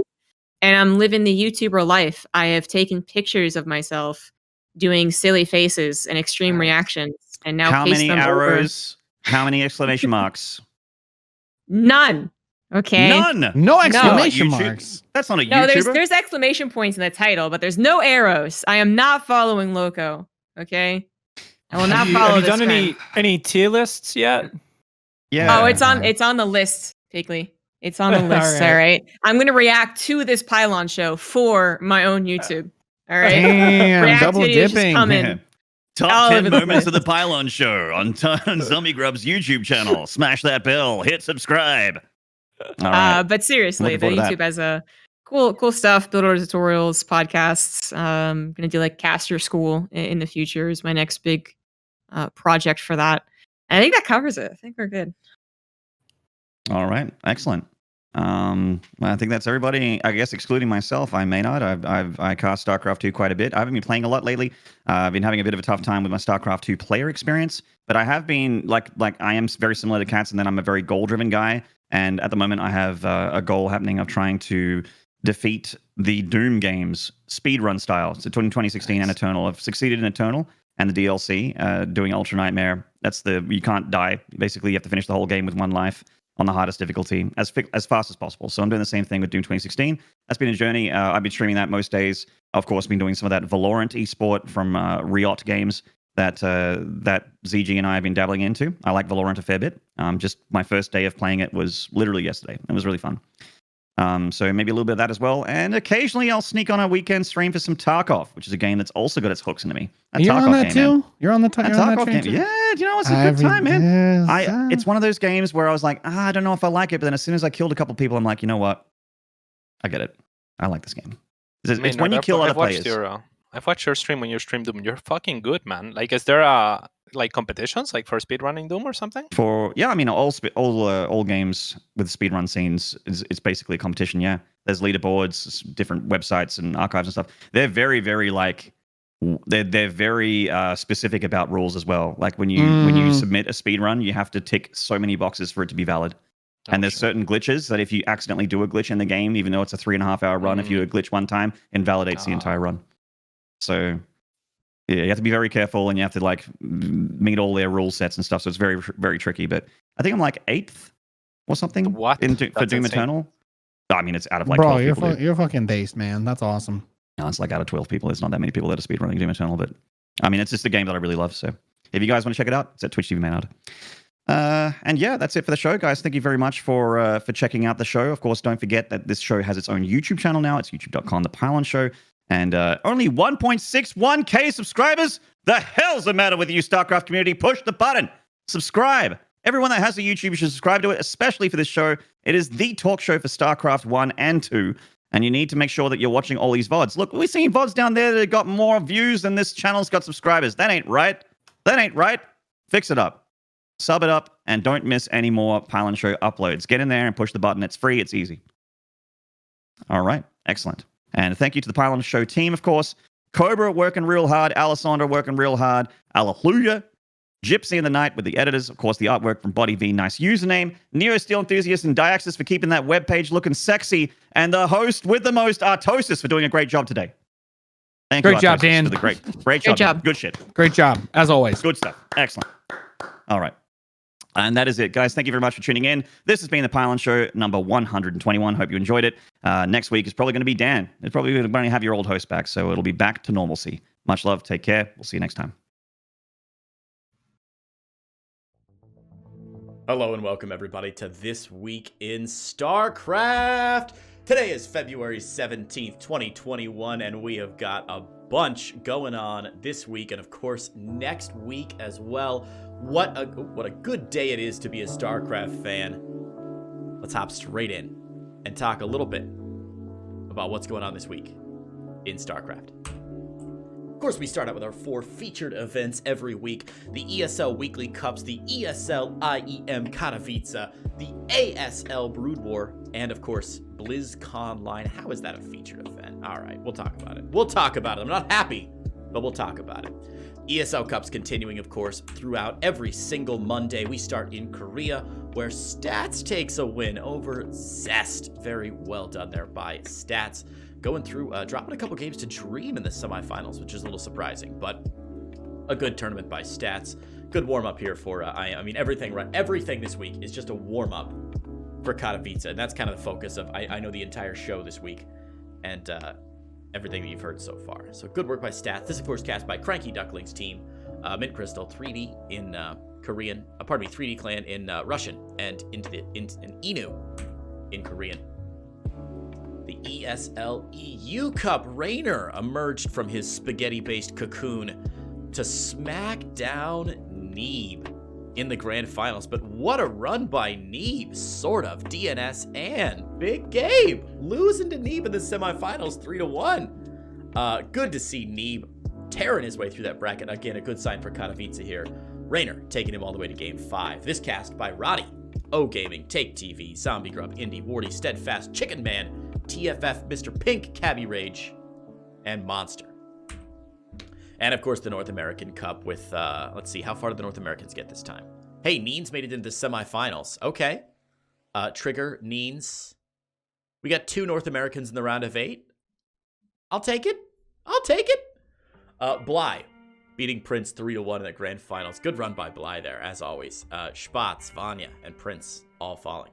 Brought to you by Steadfast, Enki, Rocklets, Pig, the Cranky Ducklings, Ragnarok at Beowulf, and Renegade. And of course, IEM Katowice is happening very soon. As I'm recording this morning, the talent was just announced for IEM Katowice, and it's stacked, guys. Of course, Kalaris, our fearless host, Smix, our interviewer. And then we got a big commentary team for the mainstream. Roddy, ZG, Wardy, Fear Dragon, The Muslim Cats, Nathanius, Pig, and Maynard, bringing you all the action on that mainstream. The B stream brought to you by myself and Grant. And then the C and D streams will be Harstom and Lambo. A little bit of player analysis there for the play-ins. Very exciting stuff. So be sure to catch everything starting up on Saturday, February the 20th. I'm sure you're going to hear all about this on the main chat as well. And of course, our final featured event is our penultimate featured event, the Africa TV Starcraft 2 Team League, ASTL. Going well so far. We got it's going to call it quarterfinals, but that's not quite right. The third to last match by Socrates Tokboki and Karayo hasn't yet played. Semi-playoffs begin tomorrow, February the 28th. So excited to see who moves on to face Login Media and then Esports Fund in that grand finals. And of course, BlizzConline happening this weekend. Skip it. Let's move on to good stuff. This week in StarCraft. This screenshot brought to you by Last Week in StarCraft. But this week, good stuff happening here. The Olimo League. As always, like clockwork, brought to you by Oli Moly and Maynard. Give them some love, guys. Oli Moly has a Patreon for this, and if you're not like a Patreon and you're watching the Olimo League every week, as you should be, go support it if you can afford to. I mean, this is classic content every single week, like clockwork. Zest beating Percival 3-0. Percival taking out Dream, Spear, and Special. Little TVT sniper action there for our boy Percy. And well played by him. But losing to Zest 3-0 in the grand final. Zest looking strong. Getting revenge for that loss in the EU, or the Korea ESL Weekly. NA Ladder Heroes continues, and Mio Micah continues to crank this shit out. I think I've been doing This Week in StarCraft for 3 months now, and Mio Micah's been on top for 7 weeks in a row now. I mean, this is insane. Goblins catching up on the North American ladder. Peely's catching up. Neens has dropped back down a little bit. Somebody unhorse this guy. He's too good. He's too good. And of course, our slew of Alpha X events, putting on a bunch of show matches and everything. This is the saddest best of 11 I've ever seen. Innovation winning 10-1. That's surely it's like a baseball game when you're in Little League and one team is like 30 runs ahead in the 4th inning and they're like, the game's over. You've been run ruled. That's it. Poor Hurricane getting smacked down by the machine. Very well done. The Alpha Pro Series show match. I love the high def picture of Estrella there, looking like a freaking baller. Look at those shades. Wearing his sunnies out like a boss. Unfortunately, it wasn't quite enough, and Bjorn took him down. But hey, taking 3 games off of Bjorn in a best of 9, that ain't bad, guys. Going all the way to game 8. Good work by Estrella there, but of course, Micro Jackson winning that game. The other Alpha X Pro Series, Zest and Ragnarok. Again, both players looking forward to IEM Katowice. Zest getting taken to game 5, but winning at the very end there. Looking good. Looking good. The Alpha X LATAM Challenge with 10 invited Latin American players going on right now from February 16th to the 18th. Group A was finished up. Group B and Group C have not played yet. Sitter's electrical grid issues have caused this match to be postponed. Who would have thought StarCraft in 2021? If you had gone back to the Wings of Liberty days and been like, what do you think the biggest issue in like beginning of 2021 is going to be for StarCraft? The answer would not be failure of infrastructure causing massive rolling blackouts all over North America. Jeez. We live in interesting times, friends. Alpha X currently in the lead for the NA Apprentice Team League. No surprises, Alpha X always puts up a good fight in these team leagues here. Taking out Cham's Team Exxon for their first 1-0 victory. But Genesis Gaming doing well as well. 3-2 against Risen from the Gosu. Check it out, of course, on Winter. And Beowulf on Twitch. And then Alpha X Enki on Trovo. The Exxon Cup Open Neens winning a nice victory there, 3-1 over Vanya. Again, Winter Gaming, Steadfast, and Beowulf bringing you all this action. Good runs by Neens there. 2-1 over Special. Looks like a walkover over Ryuichi, and then beating Cham and Vanya. Really impressive run there. Vanya doing well. Copa Hyperion for the Latin American folks. Streamed by the Cranky Ducklings and Enki. Paco Mike taking out Jim Rising in a best of 5 that went all the way to game 5. Had to have been a good series with that Mexico versus Mexico countrymen sniping each other there. Very well done by Paco Mike to beat Jimmy in the grand finals. The Battle of the Americas, and as a North American, I am so proud of Nina. I just want to stand up and sing the national anthem even though I can't. Nina and Cham agreeing to play random in the grand finals just to make things spicy. And Nina winning 3-0. I love it. I love it. Good work by Neens there to bring some glory to North America. Hot dogs and apple pie for everybody. This is brought to you weekly on Saturdays.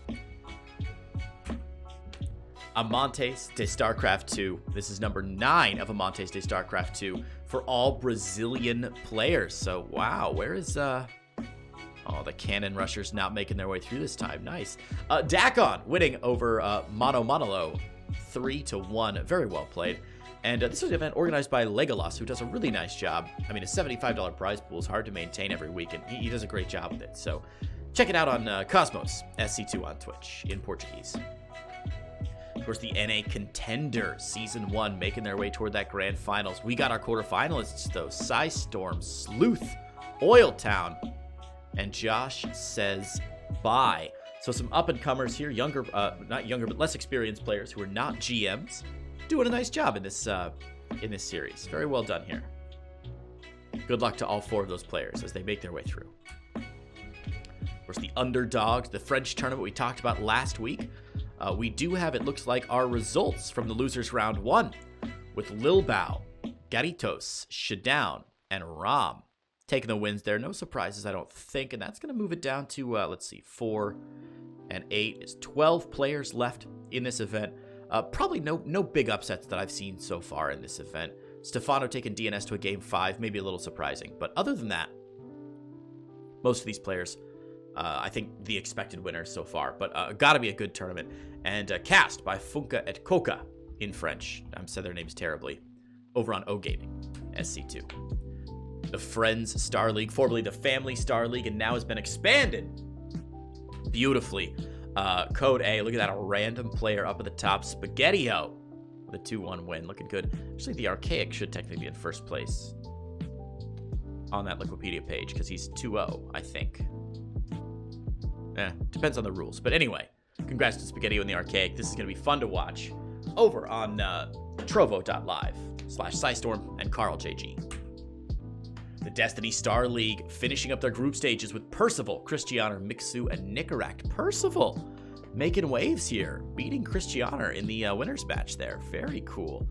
And Mixu and Nicaract doing well in Group B as well. It's going to head on over, and you can check this out on the Destiny Star League Trovo channel.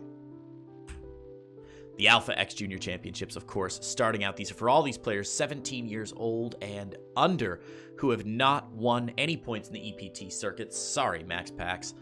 So Young Yakov, Ryan, Poppy, and Sly Crab moving on. This is going to be great, and I'm looking forward to seeing how this goes. Of course, this event, the Junior Championships, has a new format and a new structure, and they've really committed to making this a fantastic sort of league. I'm looking forward to more of these younger players getting the support from teams like Alpha X to keep growing the scene. Very cool. Legacy Weekly Japan, of course, the every week tournament for those Japanese players. Psyark winning against, looks like a new challenger here, TYA Pylon, which again I pronounced, I'm sure, terribly. But look at that, Vice Ravana, Hanmano, Akira, a lot of the usual suspects here, getting knocked out a little earlier on here. Surprising that Vice Ravana and Hanmano had to play each other in the quarterfinals. Bad seeding for them. But Psyark with that dope-ass anime picture winning in the grand finals. The Some Drunk Canadian Cup number 5 with Ryung coming out of the woodwork to take out Natural 22.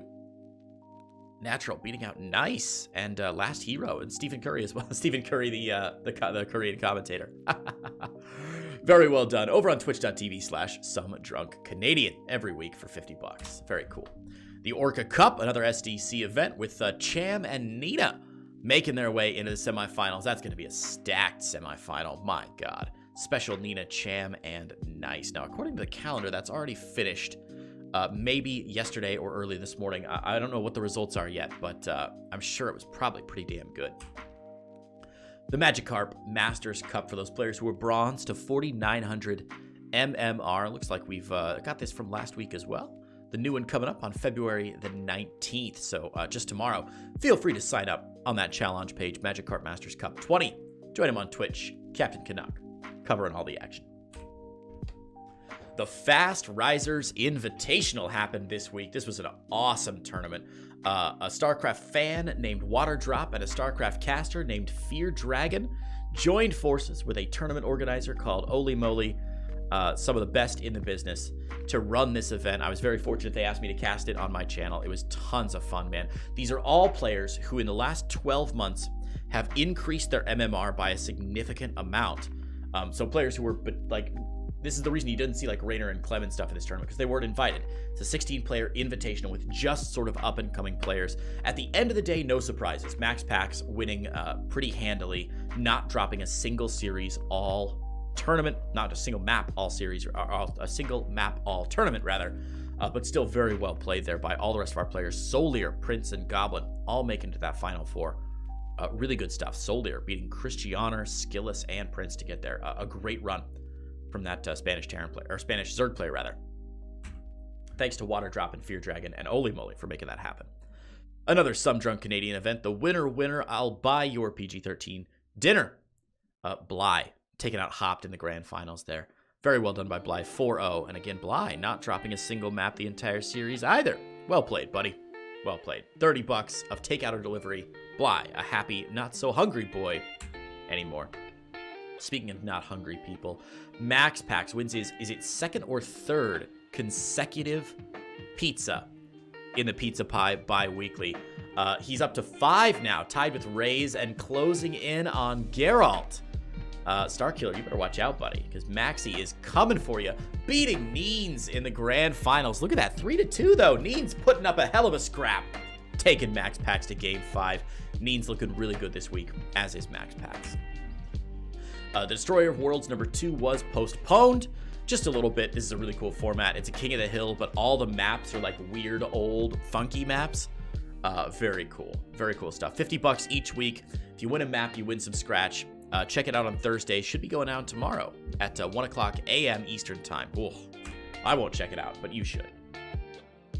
The Green Skin Invitational is a holdout challenge against the Cannon Rusher Grimmy UK, number 2 on the 19th. So feel free to join the Discord to sign up for this event. Very cool stuff. Chicken Man co-casting it with Grimmy as the raid boss. Love it. I love it. Oh, this is really cool, man. The Archives Book Club. Everybody's favorite giant wrinkle-brained StarCraft player, Neuro, sat down with Aret and Adraseth to talk about the Book of the Samurai and how we can apply it to StarCraft. I haven't checked this out yet, but it is on my list to listen to because it's as a podcast or YouTube VOD. I love anything Neuro has to say. He's one of the smartest guys in the scene. And it should be really cool. So looking forward to hearing this. Check out the Archives Book Club. Well worth your time. We move now from StarCraft 2 to StarCraft 1, Broodwar. What do we got this week? The Shinhan Tank Pro League Seoul Gaming continues their undefeated run, scoring themselves that slot into the grand finals. But we're set now. We've got the play-ins ready to roll for that 3rd and 4th place match with Net Wars North American was something. Inti Rigtikt Kyoka, I nailed that. And Eterna Societies something. Soul Gaming waiting on their winners here with Wicco in 2nd place. Should be nice. The best of the best BBT still going on here. Started just last week, and Dandy still on top, going 3-0 now, winning all those matches. 11 maps up. That's very impressive stuff.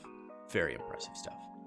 Week 3 coming to you, obviously, tomorrow, 12 o'clock noon Central Time. Good for me. And looks like some good matches here. Ooh, Koget and Tudicus. Oh, yeah. Bonneth playing Striker. God, that ought to be great as well. Yeah, check those out. That'll be fun. The best of the best. Continuing on in Week 3. And of course, it wouldn't be a Brood War week without robots telling us how to do our jobs. Damn it, Bender. Stardust defeating Banana Brain in the winner's bracket to move on to the final. And it looks like Banana Brain and Monster going to go down in that loser's final to see who plays Stardust again. So we'll see if Banana Brain can win and go back for the rematch. But look at that. A lot of 3-0s in the first round, right? The round of 16. And as we get down to the semifinals, more and more matches being played here. I love a good winner's final that goes to a game 5 with these AI bots. Sometimes there's just one bot that just sort of sweeps over the other one. This seems like a really, really good matchup here. So I'm excited to see who moves on and faces Stardust in the grand finals. Check that out over on twitch.tv/SSC.